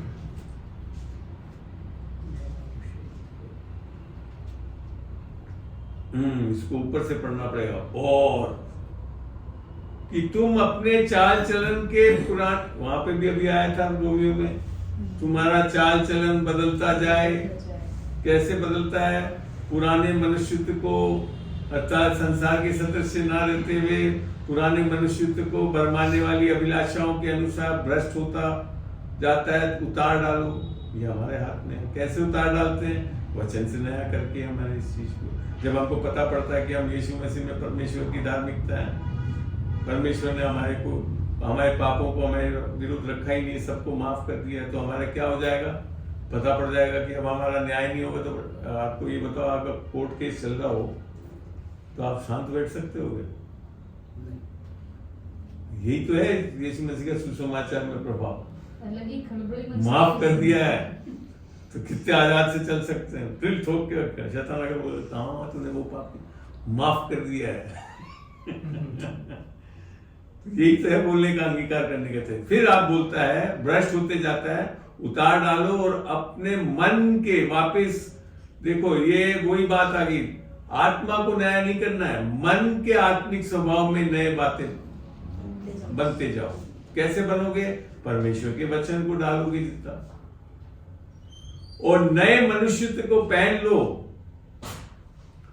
जो परमेश्वर के अनुसार सत्य और धार्मिकता और पवित्रता में सजा गया। ये आपकी आत्मा के बारे में, ये आपके प्राण और शरीर के बारे में नहीं। आपकी आत्मा क्या बन गई? सत्य की धार्मिकता में और पवित्रता में सजा गया। ये कौन सी स्थिति आ गई? जब उत्पत्ति में बोला ना, चलो हम मनुष्य का रचना करें अपनी स्वभाव में, अपनी समानता में, वो बना दिए गए हुआ नया जन्म हो गया। 2 कोरिन्थियों 5:17 में लिखा था, जो यीशु मसीह में है वो एक नई सृष्टि है, पुरानी बातें जाती रही, सब कुछ नया हो गया। तो समझ में आ गई उम्मीद? और कुछ पूछना तो बताएं, आपको समझा दो। ये सब अंकल वो इसमें वो क्वेश्चन थोड़ा स्टम्बल होता है कि वो कैसे अंकल उसको हम लोग पहनते हैं? एक मिनट, कैसे पहनते हैं? ऐसा है put on the new, how to put on the new man, Put on the new like अंदर से पॉजिटिव हुआ हम इंप्रेशन हम लोग। बाइबल की सारी चीजें विश्वास से की जाती है। यीशु मसीह ने बोले अगर विश्वास करोगे तो सब कुछ संभव है। तो जब लिखा है पहन लो तो मैंने मानना शुरू करो कि यीशु मसीह ने मुझे धर्मी बना दिया है। आप नहीं धर्मी पहन सकते हो, आप नहीं पहन सकते हो, परमेश्वर पहनाता है। आई बात समझ में? जैसे आप करने की कोशिश करोगे वो सब धर्म है। फिर कोशिश करोगे होगा नहीं, नहीं होगा तो फिर रोगे, फिर कहोगे मेरे से सवाल पूछोगे कैसे पहनते हैं। वो विश्वास से किया जाता है। बाइबल बोल रहा है ना, मैं यीशु मसीह में उसकी धार्मिकता हूं, खत्म बात। मैं उसमें पवित्र हूं, खत्म बात। यीशु मसीह बोल रहा ना, तू मेरे सामने पवित्र है, मैं तुझ में कोई ऐब नहीं देखता, ना खोट देखता हूं। मानो उस बात को, तब पहनते हो। हम क्या धर्म में चले जाते हैं फौरन, कोशिश करते हैं अरे अभी भी गलत तो कर रहा हूं, आज भी तो सुबह सुबह सुट्टा लगा लिया मैंने। कोई बात नहीं, बोलना अंगीकार करो, मैं यीशु मसीह में परमेश्वर की धार्मिकता हूं। परमेश्वर ने मेरे सारे पाप को माफ कर दिया है, ये नहीं रह सकता मेरे अंदर। इसको अंगीकार करना है, तब बदलते जाएंगे। ठीक है, this is the word of confession. Yes, thanks. बोले और कुछ यार, मेरी क्लास में तो आकर आप लोगों के सवाल खत्म हो जाते हैं, मेरे को बड़ा दुख होता है। यशाया 11 का पहले, यशाया 11 हाँ जी का फर्स्ट, एक खोल लेते बेटा, एक और दो दोनों पढ़ना पड़ेगा। पढ़ता यशाया कहाँ गया, ये देख लें अंकल किया ढूंढना पड़ता है। यशाया 11 का 1। चलिए यशाया 11 का 1 के बारे में पूछ रहे हैं। तब यिशै के ठूंठ में से एक डाली फूट निकलेगी और उसकी जड़ में से एक शाखा निकलकर फलवंत होगी। ये नहीं समझ में आ रहा। ये जैसी जो था ना, तो उसने ये यीशु मसीह के बारे में लिख रखा है। यीशु मसीह की एक डाली फूट निकलेगी और जड़ में से उसकी शाखा निकलकर फलवंत होगी। और फिर अगली आयत से समझ में आता है वो, और यहोवा की आत्मा, और मैंने ऊपर से जुड़ी, वो कौन है वो यहोवा, वो व्यक्ति है जिसपे यहोवा की आत्मा, बुद्धि और समझ की आत्मा, युक्ति और पराक्रम की आत्मा, ज्ञान और यहोवा की भय की आत्मा उस पर ठहरी रहेगी, खत्म नहीं होगी। यीशु मसीह ऐसा मसा किया हुआ था कि सबरी आत्मा का प्रभाव, स्वभाव, सब कुछ इस पर हमेशा। तो यीशु मसीह के बारे में लिखा ऊपर ई से लिखा हुआ, यीशु तो है नबी, अच्छा, जो बता रहा है। जैसी है ना पास सब सही, यीशु जैसी दाऊद के पिता थी। सॉरी, मगर वो जो जैसी ने जाकर बताया था, दाऊद के वंशी है। हाँ, दाऊद का वंशी है ये। तो उसके उसमें से ठूंठ, मैंने वो दाऊद में से बोलते हैं, मैं दाऊद नहीं है, वास्तव में वो यीशु मसीह के पूरे बारे में लिख रखा है। और कोई सवाल? अब ये पता है, ये चीज आपको, ये जो है ना, बुद्धि की आत्मा, समझ की आत्मा, युक्ति की, पराक्रम की आत्मा, ये सारी चीजें पवित्र आत्मा में है। और जब आप में पवित्र आत्मा हो, और ये देखो आपको, ये तो खाली यहाँ लिख रखा है यीशु पे। अब देखते हैं किसके पास और आती है नए नियम में आकर, पढ़ के देखते हैं इसको। खोलिए कुलूसियों,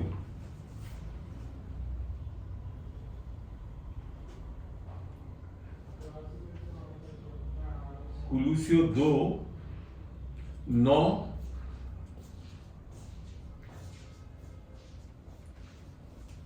यहां क्या लिख रखा 9 में? क्योंकि उसमें, अर्थात यीशु मसीह में, ईश्वरत्व की सारी परिपूर्णता, कुछ नहीं, वहां भी लिख रखा था ना, पवित्र आत्मा की सारी परिपूर्णता, वहां पे वही चीज यहां पूरी हो गई है। सारी परिपूर्णता सदैव वास करती है। अब अपन बैठ जाते हैं इसको पढ़ के, हाँ यीशु मसीह में तो सदैव वास करती है। तो आगे लिख रखा असली मजा तो सुसमाचार, और तुम मसीह में भरपूर हो गए हो और सारी प्रधानता और अधिकार का शिरोमणि हो। जब दुष्ट आत्मा निकलेगी, ये बना दिया है हमको, मानने के लिए तैयार हो? नहीं हो तो जाकर इस वचन को रोजाना रात दिन पढ़ते रहना। जिस दिन समझ में आ जाएगा तो मानने लग जाओगे। मेरे को तो जिस दिन पहले दिन समझ में आया मैं तो मानने लगी। अंकल जी एक चीज बोलनी थी। है जी, एक चीज बोलनी थी, कैसे प्रधानताओं को नीचे गिरा दिया। तो जहाँ मैं जॉब करता हूँ, एक चीज सुनो बेटा, एक चीज सुनो, यहाँ प्रधानताओं को नीचे नहीं गिराया, उनके ऊपर आपको बिठा दिया है। बहुत फर्क है। नीचे गिरा दिया तो फिर वापस आकर ऊपर बैठ सकते हैं, आपको ऊपर उनके बिठा दिया तो नीचे से ऊपर आ ही नहीं सकते। हैं? बोलो बोलो। जहाँ करता ना अंकल, वहाँ पे ना बहुत अपने आप को बड़ा समझते हैं। तो अंकल मैं अपनी आंखों से देखता कि वो एकदम नीचे गिर जाते हैं। ऐसा नहीं, वो तो मैंने अभी आया तो तुमको उसके भी बारे में दिखाई थी। गलतियों में लिख रखा था 6 में, जब आप ये सोचो कि मैं सब जान गया हूं तो धोखा खा जाओगे। आई बात समझ में? नहीं मैं नहीं, मतलब मैं ठीक कोई भी बेटा वचन सबके लिए बराबर है, चाहे रजत हो चाहे किरण हो, सबके लिए बराबर है। वो अलग चीज है, यहाँ एक अलग चीज है। निसंदेह घमंड होना चाहिए। माने परमेश्वर ये बोल रहा तुम्हें सबके ऊपर, मैंने अर्थात लोगों के ऊपर चढ़ के नहीं बैठना है तुमको और मेरे को। हम प्रधानताओं पे ऊपर बैठे हैं। हमको लोगों के सामने तो नम्र होना है, झुके हुए रहना है। यीशु मसीह जैसे चलता था, नम्र होकर आया इस संसार में, वो स्वभाव होना चाहिए। तो क्योंकि जब वैसा होते हैं तब परमेश्वर ने उसका नाम सब नामों से ऊंचा ठहराया। ठीक है बेटा, वहां तो दीनता है क्योंकि होनी चाहिए। यहां पे है दुष्ट चीजों के लिए बोला है। ये आ रही बात समझ में रजत? हाँ जी आई। ठीक, आ गई। चलो माइक बंद कर लो। चलिए, और क्या चीज पूछना है? कोई सवाल रह गए कि भाई अभी मैंने और ये शायद 11 हो गया तुम्हारा? और कुछ? एक याकूब का अंकल जी एक सवाल और था मेरा। 1 मिनट, हाँ बोलो बोलो। याकूब 5 एक का मिनट इसका भी नोट कर लेना। आप लिख लो। हाँ नोट कर लो, मैं अभी कर बोलता हूँ। हाँ बोलो रजत।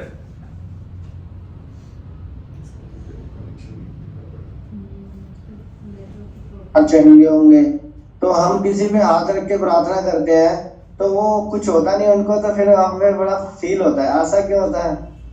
मैं इसका बहुत सिंपल उत्तर देता हूँ, वचन से भी नहीं देता हूँ। अभी हमने पढ़ा था मरकुस में, जब हम प्रचार करते हैं तो मसीह हमारे अंदर से कार्य करता है। ठीक है, क्या करता है? कौन करता है रजत? कौन करता है? बहुत सिंपल आप लोगों को बता दूं, मेरे उस दिन से ये प्रॉब्लम खत्म हो गई। मैं अगर हाथ रखता हूं तो मेरे कारण तो कोई नहीं चंगा होता, वो तो मसीह के कारण चंगा होता। मैं हाथ रखूं और नहीं होता तो फिर मेरे को कोई नहीं होता। अगर नहीं हुआ तो मैं तो नहीं कर सकता था, मसीह करता है। कहीं ना कहीं मैं अविश्वास में चल रहा हूँ, कहीं ना कहीं वचन को सही नहीं बोल रहा हूँ, इसके लिए नहीं हो रहा है। तो अपने ऊपर मत लिया करो सारा काम, मसीह पे डालना शुरू करो। विश्वास करके प्रार्थना करो, नाम लेकर करो तो होगा। नहीं होए तो मत सोचना कि मैं, फिर अपनी कमियां मत ढूंढना, क्योंकि आपको परमेश्वर कभी भी कमी नहीं देखता। वो आपको प्रेम करता है, कोई घटी नहीं देखता आप में। वो आपको अपने आप जैसा देखता है, जैसा वो भरा हुआ है वैसे आप भरे हो। मगर जब हम क्या अपने बल से अपनी सामर्थ्य से चलते हैं तो नहीं कर पाएंगे। सीधा सा फंडा है। परमेश्वर के काम आपको नहीं करना, आत्मा को करना है। तो है आपके अंदर आत्मा। अब बताओ बेटा आपका। याकूब का 5 का याकूब का 5 का 17। याकूब सॉरी पीटर हो गया 5। हाँ जी 17 क्या है? हाँ बहुत बढ़िया पूछा सवाल।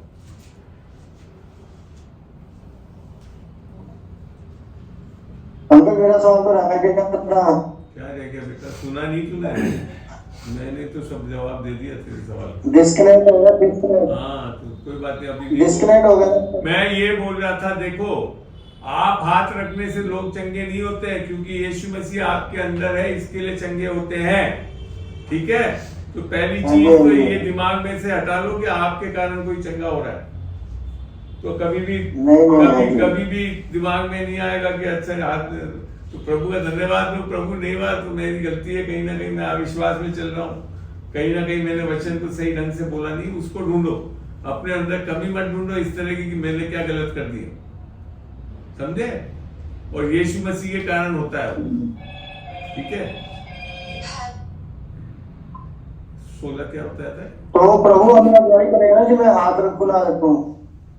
वचन में खुद ने यीशु मसीह में बोला जो विश्वासी है वो हाथ रखेंगे तो चंगे होंगे लोग। तो करो, एक बार नहीं हुआ तो बुरा मत मानो, फिर वापस जाकर दूसरे पे दूसरे के ऊपर रख के देखो तो वो चंगा हो जाएगा।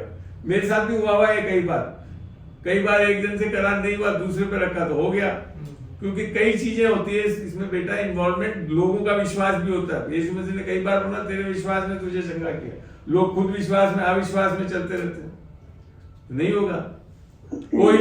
कोई लोग चंगा ही नहीं होना चाहते इसके लिए नहीं होते, क्योंकि बाइबल में लिखा है जैसा तुम अपने मन में सोचते हो वैसा पाओगे। तो कई कारण है इसका, ये एक कारण नहीं कि तेरे हाथ रखने से नहीं हुआ। इसको पूरा, इसके लिए जब सब चीजें जानोगे ना तो नहीं होने से ज्यादा परेशान नहीं होगे। इसका ये मतलब नहीं है कि रोकना है हमको, बाइबल में बताया है होगा तो होगा। आगे बात समझ में? अब यहाँ 5:17 याकूब 5:17 में चल रहे हैं। यहाँ लिखा है एलिया भी तो हमारे समान दुख सुख भोगी मनुष्य था। एलिया वैसे पुराने नियम का एक बहुत बड़ा भविष्यवक्ता था, परमेश्वर का चुना हुआ व्यक्ति था। मगर यहाँ कैसे लिखा हुआ है? पौलुस जब लिख रहा है तो क्या लिख रहा है? हमारे जैसा। तो अब आप समझ सकते हो आप कैसे हो? एलिया जैसे भविष्यवक्ता, सामर्थ्य। आगे बात समझ, ये समझा रहा वचन यहाँ पे। एलिया भी तो हमारे समान दुख सुख भोगी मनुष्य था और उसने गिड़गिड़ाकर प्रार्थना की। क्या प्रार्थना की? बारिश ना बरसे, और 3.5 वर्ष तक भूमि पर बारिश नहीं हुई।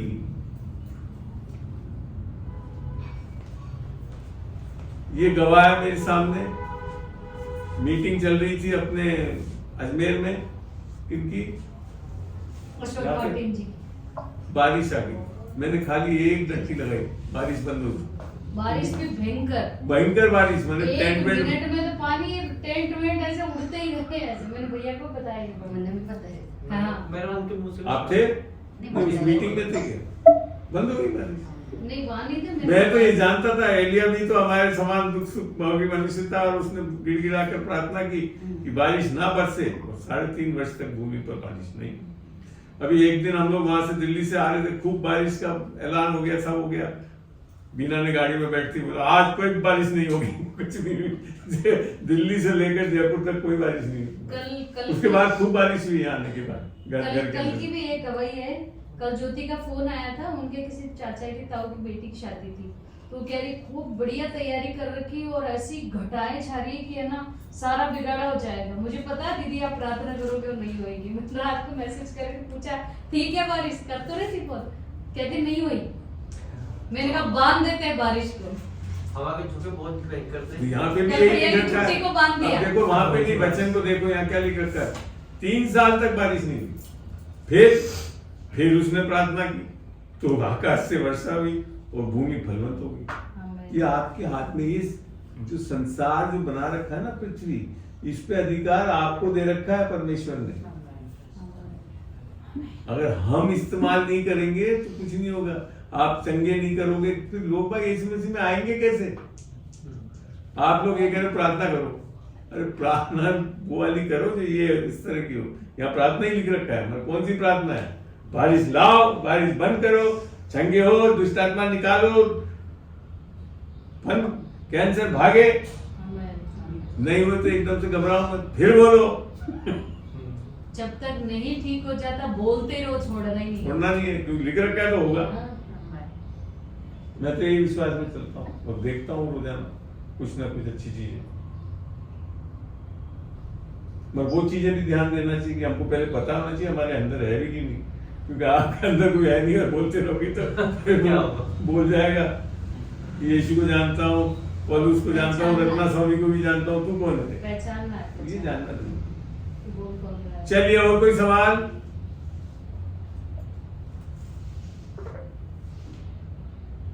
और कोई सवाल नहीं तो फिर हम एक सवाल भैया आपका होगा।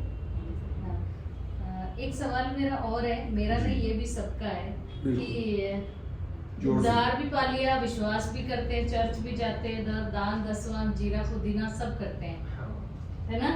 उसके बावजूद भी बोझ के तले क्यों दबे रहते हैं? कोई ना कोई परेशानी ऐसी होती है जो सर पे चढ़ी रहती है और प्रभु से ध्यान हट करके परेशानी की तरफ चला जाता है, नहीं चाहते। उसके तले दबे क्यों रोते हो? हाँ, देखते हो ये वचन कहाँ विश्वास- लिख रखा है? विश्वासी बोझ कहीं के लिख तले रखा है क्यों ना, दबे पति में रहते लिख रखा है ना, बताओ जरा कहाँ पे लिख रखा है? 28 ये कहाँ है? 5 मिनट्स की। हाँ, बताओ क्या कहाँ लिखा है? मती में कहाँ पे है? 18-28 होगा। 18-28 देखो। अच्छा, क्लेश वाले हैं जी। 11-28 बिल्कुल बिल्कुल, पादी साहब ने बिल्कुल सही बोला। मती 11 का 28। हाँ बिल्कुल सही है, हुई। चलिए खुल जाए वचन, देखते हैं क्या लिखा है, यहाँ से देखते हैं। मेरे पिता ने मुझे सब कुछ सौंप दिया है, फलाना फलाना फलाना क्या है। हे सब परिश्रम करने वाले हो। अब यहां से शुरू होता है ये सबसे बड़ी प्रॉब्लम। आप परिश्रम कर रहे हो या विश्राम कर रहे हो? रिकॉर्डिंग हो रही है, धीरे से बैठना ठीक है। अब इधर नहीं, इधर कैमरा में आ जाओगे, चेयर पे बैठो, ठीक है ना? तो यहां लिख रखा है हे सब परिश्रम करने वालों। तो सबसे पहले बाइबल में लिख रखा है परमेश्वर के विश्राम करने वाले होने चाहिए। और इसके लिए पौलुस ने बोला है तुमको मेहनत करनी पड़ेगी इस विश्राम में जाने के लिए। हम लोग क्या है, दिन भर परिश्रम नहीं लगे रहते, ये करते हैं, वो करते हैं, फलाना करते हैं। मेरे को बहुत अच्छी तरह समझ में आ गया जिस दिन ये सब चीज समझाना। मैंने कहा परमेश्वर ने हमको सेवक बनाने के लिए नहीं बनाया, हमको बेटा बेटा बेटी होने के लिए। पहली चीज, परमेश्वर इससे बहुत खुश नहीं होता कि आपने कितनी बाइबल पढ़ा दी, लोग कितना क्या करा। आपने विश्राम में परमेश्वर के साथ संगति कितनी करी, वो बहुत इम्पोर्टेंट है ना। तो यहाँ लिखा है हे सब परिश्रम करने वालों और इसके लिए बोझ में दबते हो। अगर परमेश्वर के विश्राम में चलोगे तो कभी भी बोझित नहीं होगे। मेरे पास आओ, मैं तुम्हें विश्राम दूंगा। तो यहाँ पे उद्धार पाए हुए तो है हम लोग, पर उद्धार पाने के बाद भी हम लोग क्या है, बोझ में दबे हुए हैं। क्यों? क्योंकि अपने बल से, अपनी सामर्थ्य से करने में रहते हैं। मैं इसके लिए समझ चुका हूं ये चीज को। मैं जब बिना उद्धार पाए हुए था तो मैं अपने ऑफिस का काम करता था। कितने बजे से कितने बजे होती है अपनी सरकारी? 9:30 से 6। 9:30 से 6 बजे तक घिसता था, पिटता था। और फिर जब वापिस घर आता था तो घर में सारी फाइलें लेकर आता था। सुबह 3 बजे तक घिसता पिटता था और फिर सुबह थोड़ा देर सुआ कर नहा धोकर जाता था, फिर ऑफिस में घिसता पिटता था। उस टाइम ना तो मैं कभी बाइबल पढ़ी, जब तक मैंने 40 साल की उम्र तक, ना कोई नाम के लिए चर्च चले जाता था। सब था ईसाई। मगर जब मसीह बना तब समझ में आया कि मैं तो बेकार में परिश्रम में पड़ा हूं और मैं यीशु मसीह के पास आ गया। क्यों आने से फर्क पड़ता है? ये लिखा है ये सब परिश्रम करने वालों। और बाइबल में आपको परिश्रम करने के लिए बोला। ये तो एक कर्ज था। जब आदम पाप में गिरा तब बोला तुम पसीने की उगाओगे बनाना। परमेश्वर तो उसको क्या बोला था? सब चीज अपना आप उगता था, तोड़ के खाना था। ऐसी आज भी है हमारे लिए। परमेश्वर ने सब कुछ व्यवस्था करके दे रखी, नौकरियां वोकरियां सब दे रखी है, आराम से कर सकते। तो मैं देख चुका हूं। मैं अपनी टोटल 35 साल की नौकरी में जब तक प्रभु में नहीं था, खूब घिसा पिटा रहता था। उसके बाद आराम से नौकरी करी। पर इसका ये मतलब नहीं कि जिम्मेदारी नहीं उठाई, क्योंकि आगे समझाता हूं मैं इसको। लोगों मेरे पास आओ, मैं तुम्हें विश्राम दूंगा। तो मेरा जुआ अपने ऊपर उठा लो, दैट मीन्स कोई दूसरा जुआ उठा रखा है आप।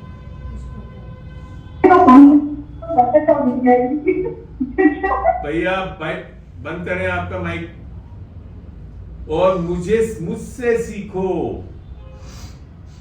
आगे वापिस मार्था मरियम एक बात सीखने के लिए बुलाता है वो, मार्था जैसे लगे रहते हैं सब हम कर देंगे, नहीं करना है। क्योंकि मैं नम्र और मन से मैं दीन हूं और तुम अपने मन में विश्राम पाओगे। विश्राम कहां मिलता है? कुर्सी पे बैठने से नहीं मिलता जनाब, अंदर मन में विश्राम होना चाहिए, जब जाकर वो आभार प्रकट होता है। लोग बात क्या सोच रहे हैं कि जाकर कश्मीर जाएंगे तो बिल्कुल सही हो जाएंगे, हो जाओगे, लगेगा थोड़ी देर, वापिस आकर जयपुर में बैठते वैसे ही हो जाओगे। यही 100% यही सोचते हैं लोग बात, यही सोच के घूमने जाते हैं। पूरा संसार उसी संसार ही ऐसे चल रहा है ऐसे चल रहा है कि आज फिल्म देख के आ जाएंगे तो सही हो जाएगा, फिल्म से बाहर निकले नहीं, टिकट फाड़ा भी नहीं, उसके पहले हालत खराब। तो ये है, कहाँ आना चाहिए विश्राम? मन में अंदर आना चाहिए विश्राम, और वो विश्राम यीशु मसीह ही दे सकता है और कोई नहीं दे सकता। कितनी भी चीज दारू पी लो, सिगरेट घूम से भी विश्राम नहीं आएगा। यीशु मसीह अगर आपके अंदर है तभी आएगा। इसीलिए वो मन में दीन है और तुम अपने मन में विश्राम पाओगे, क्योंकि मेरा जुआ सहज है और मेरा बोझ हल्का है। क्यों? क्योंकि जब आप यीशु मसीह को ग्रहण करते हैं और उसके अनुसार चलते हैं, जब आपके पास अब आपकी बुद्धि से नहीं चलना है, आपको यीशु की बुद्धि आ गई जिसने इस पूरी सृष्टि को करा। जब मेरे को ये समझ में आया तो मेरे को कोई दिक्कत नहीं आती थी, सरकार का सबसे डिफिकल्ट काम भी लाकर मेरे को देते थे, कर देते। क्यों? किसकी बुद्धि आ गई? इस सृष्टि करने वाले की बुद्धि। हल को छोड़ो, 110% बढ़िया हल मिलेगा मेरे पास आओगे, क्योंकि यीशु काम करेगा। जुआ मीन्स आप तो खेत वाले करने वाले हो, जो बैल पे रखते हो, क्या है?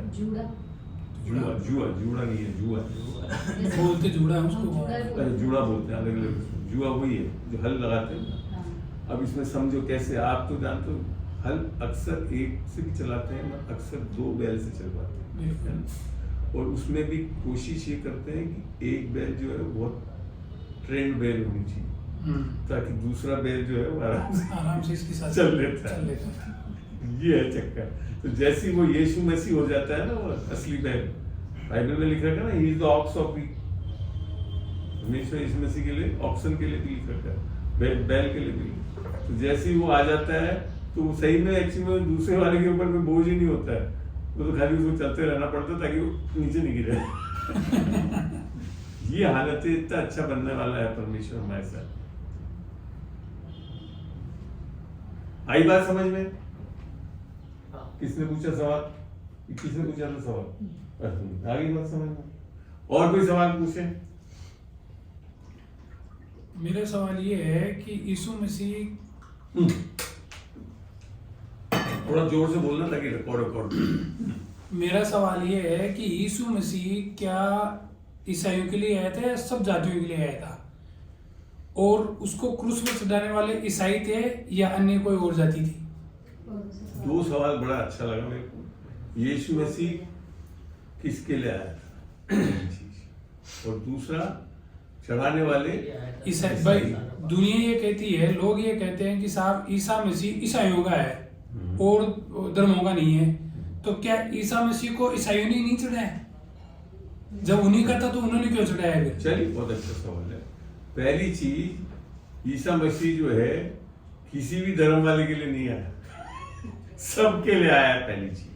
क्योंकि देखो, जैसे सुसमाचार आप देखते हो, यूहन्ना 3:16, तो क्या लिखा? परमेश्वर ने ईसाइयों से प्रेम करा? नहीं, जगत से प्रेम जगत से, वहां जगत लिखा हुआ है। ठीक है ना? एक और आयत देखते हैं, उससे और अच्छी से समझ में आएगा। हम चलते हैं।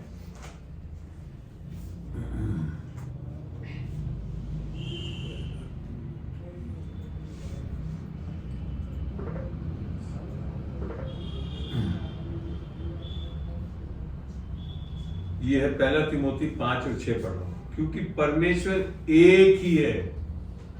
पहली चीज, परमेश्वर एक ही है। कर लो, कुछ नहीं आगे, क्योंकि परमेश्वर एक ही है और परमेश्वर और मनुष्य के, ईसाइयों के बीच में नहीं लिख रखा, परमेश्वर और मनुष्य के बीच में एक ही बिचौलिया है, अर्थात मसीह यीशु जो मनुष्य है। यीशु मसीह के इस संदर्भ को नहीं जानते लोग। यीशु मसीह संपूर्ण रूप से मनुष्य था और संपूर्ण रूप से प्रभु भी था। दो नेचर है उसका। मनुष्य क्यों बनना पड़ा? क्योंकि यीशु मनुष्य ने इस पृथ्वी पर पाप देह में किया था, तो पाप की मजदूरी जो चुकानी थी वो देह में चुकाई जा सकती थी। इसके लिए वो मनुष्य के रूप में आया, इसी के लिए वो उद्धारकर्ता बन रहा है और फिर साथ में प्रभु भी है। जब उसका जन्म भी हुआ, लूका में लिखा था, आज दाऊद के शहर में एक तुम्हारे लिए एक उद्धारकर्ता जन्मा है जो प्रभु यीशु मसीह है। तो यीशु मसीह का दो दायित्व है। यशायाह भी बोलता है कि आज हमारे लिए एक पुत्र जन्मा है और दिया गया है। तो ये चीज, तो यीशु मसीह कहीं नहीं लिख रखा बाइबल के अनुसार। अगर बाइबल को माने जब ही है, अन्यथा तो कोई अंत ही नहीं है। डिस्कस कर लो, कहीं मेरे को दिखा दो कि यीशु मसीह ईसाई के लिए आया, तो मैं भी छोड़ दूंगा यीशु मसीह। ये है पहली चीज, यीशु मसीह सबके लिए आया। पाप सबने करा जगत में, ऐसा कोई व्यक्ति नहीं है जिसने पाप नहीं करा। तो पाप जब सबने करा है तो उद्धारकर्ता भी यूनिवर्सल होना पड़ेगा, कोई एक क्षेत्र विशेष से नहीं हो सकता। और यीशु मसीह का ये नेचर है कि वो सबके लिए मारा गया, सबसे प्रेम किया उसने। बाकी अन्य धर्म में ऐसा नहीं लिख रखा। परमेश्वर जरूर मानते हैं एक है, तो निस्संदेह वो फिर कौन है ढूंढना चाहिए। तो उसके लिए अगर हम देखें यीशु मसीह के लिए, आप अगर और किसी के लिए भी देखेंगे तो यीशु मसीह, बाइबल जब देखते हैं तभी समझ में आता है कि बाइबल नेचुरल हिस्ट्री, सामान्य इतिहास से बिल्कुल मेल खाती है। सामान्य इतिहास में जो पात्र हैं वो आपको बाइबल में भी मिल जाएंगे। पर अक्सर मैंने देखा, कोशिश भी करी है कि अन्य धर्म के शास्त्रों में जो पात्र लिखे गए वो आपकी सामान्य इतिहास में कोई भी नहीं मिलेगा। पहली चीज, तो सबसे बड़ा प्रमाण यही चीज है। फिर जब हम बात करते हैं कैलेंडर का, तो आज भी दुनिया में एक ही कैलेंडर सबसे प्रचलित है, ईसाई पूर्व, ईसा मसीह पूर्व और आधार कौन है? यीशु मसीह। तो ये सारी चीजें भी, दुनिया की सारी चीजें भी प्रमाण करते हैं यीशु मसीह कोई खाली एक जगह का नहीं है, सबके लिए है ना। दूसरी चीज, वो चीज पात्रता जो है, आप अगर अन्य पात्रों को भी ढूंढोगे आप बाइबल के, तो वो सारे नेचुरल हिस्ट्री में राजा सीजर था तो वहां पे भी लिख रखा। अब आप जब और यीशु मसीह को जब आप धर्म शास्त्रों में ढूंढोगे तो वेदों में है, आपके कुरान में है, सब में है। मगर आपके बाकी लोग जो है, जो भी है, उपनिषद में भी सब बहुत में है, गीता में भी कहीं मेंशन, मगर वो लोग बाइबल में मेंशन नहीं। अन्य जातियों को नहीं पता है प्रभु यीशु मसीह के बारे में, इसी के लिए लोगों को पता नहीं। तो इसके लिए पता नहीं है तो किसी ने ठोक दिया कि यह बाहर का परमेश्वर है, फलाना है। तो इसके लिए यीशु मसीह ने मुझे चख के देखो कैसा बोला। आरएसएस के लोग हैं वो नहीं, ये हम कुछ नहीं बोलना चाहेंगे यहाँ पे, क्योंकि एवरीथिंग इज, हमारे को ये नहीं है कि कौन क्या प्रमाण है ऐसा, अन्यथा नहीं, ठीक है ना। तो इसके लिए हम, तो आपके दोनों सवालों का उत्तर मेरे ख्याल से दे पाए। और भी कुछ बचता है? नहीं। चलिए, तो हम अब ऐसा करते हैं, इस सेशन को बंद करते हैं छोटी सी प्रार्थना के साथ। प्रभु तेरा धन्यवाद देते हैं खुदावन इस समय के लिए, आज तूने जो मौका दिया, जो शिक्षा दी खुदावन, और तूने जो प्रकाशन दिया वचन से खुदावन, निस्संदेह खुदावन ये तेरी पवित्र आत्मा की ओर से है खुदावन, और लोगों को तृप्त करेगा। और ये वीडियो को जब हम डालते हैं खुदावन YouTube पे खुदावन, तो और भी लोग इससे सीखेंगे, समझेंगे और आगे बढ़ेंगे खुदावन। धन्यवाद देते हैं इन सबको तेरे पवित्र लहू में ढांपता हूँ, यीशु के नाम से मांगता हूँ, आमीन।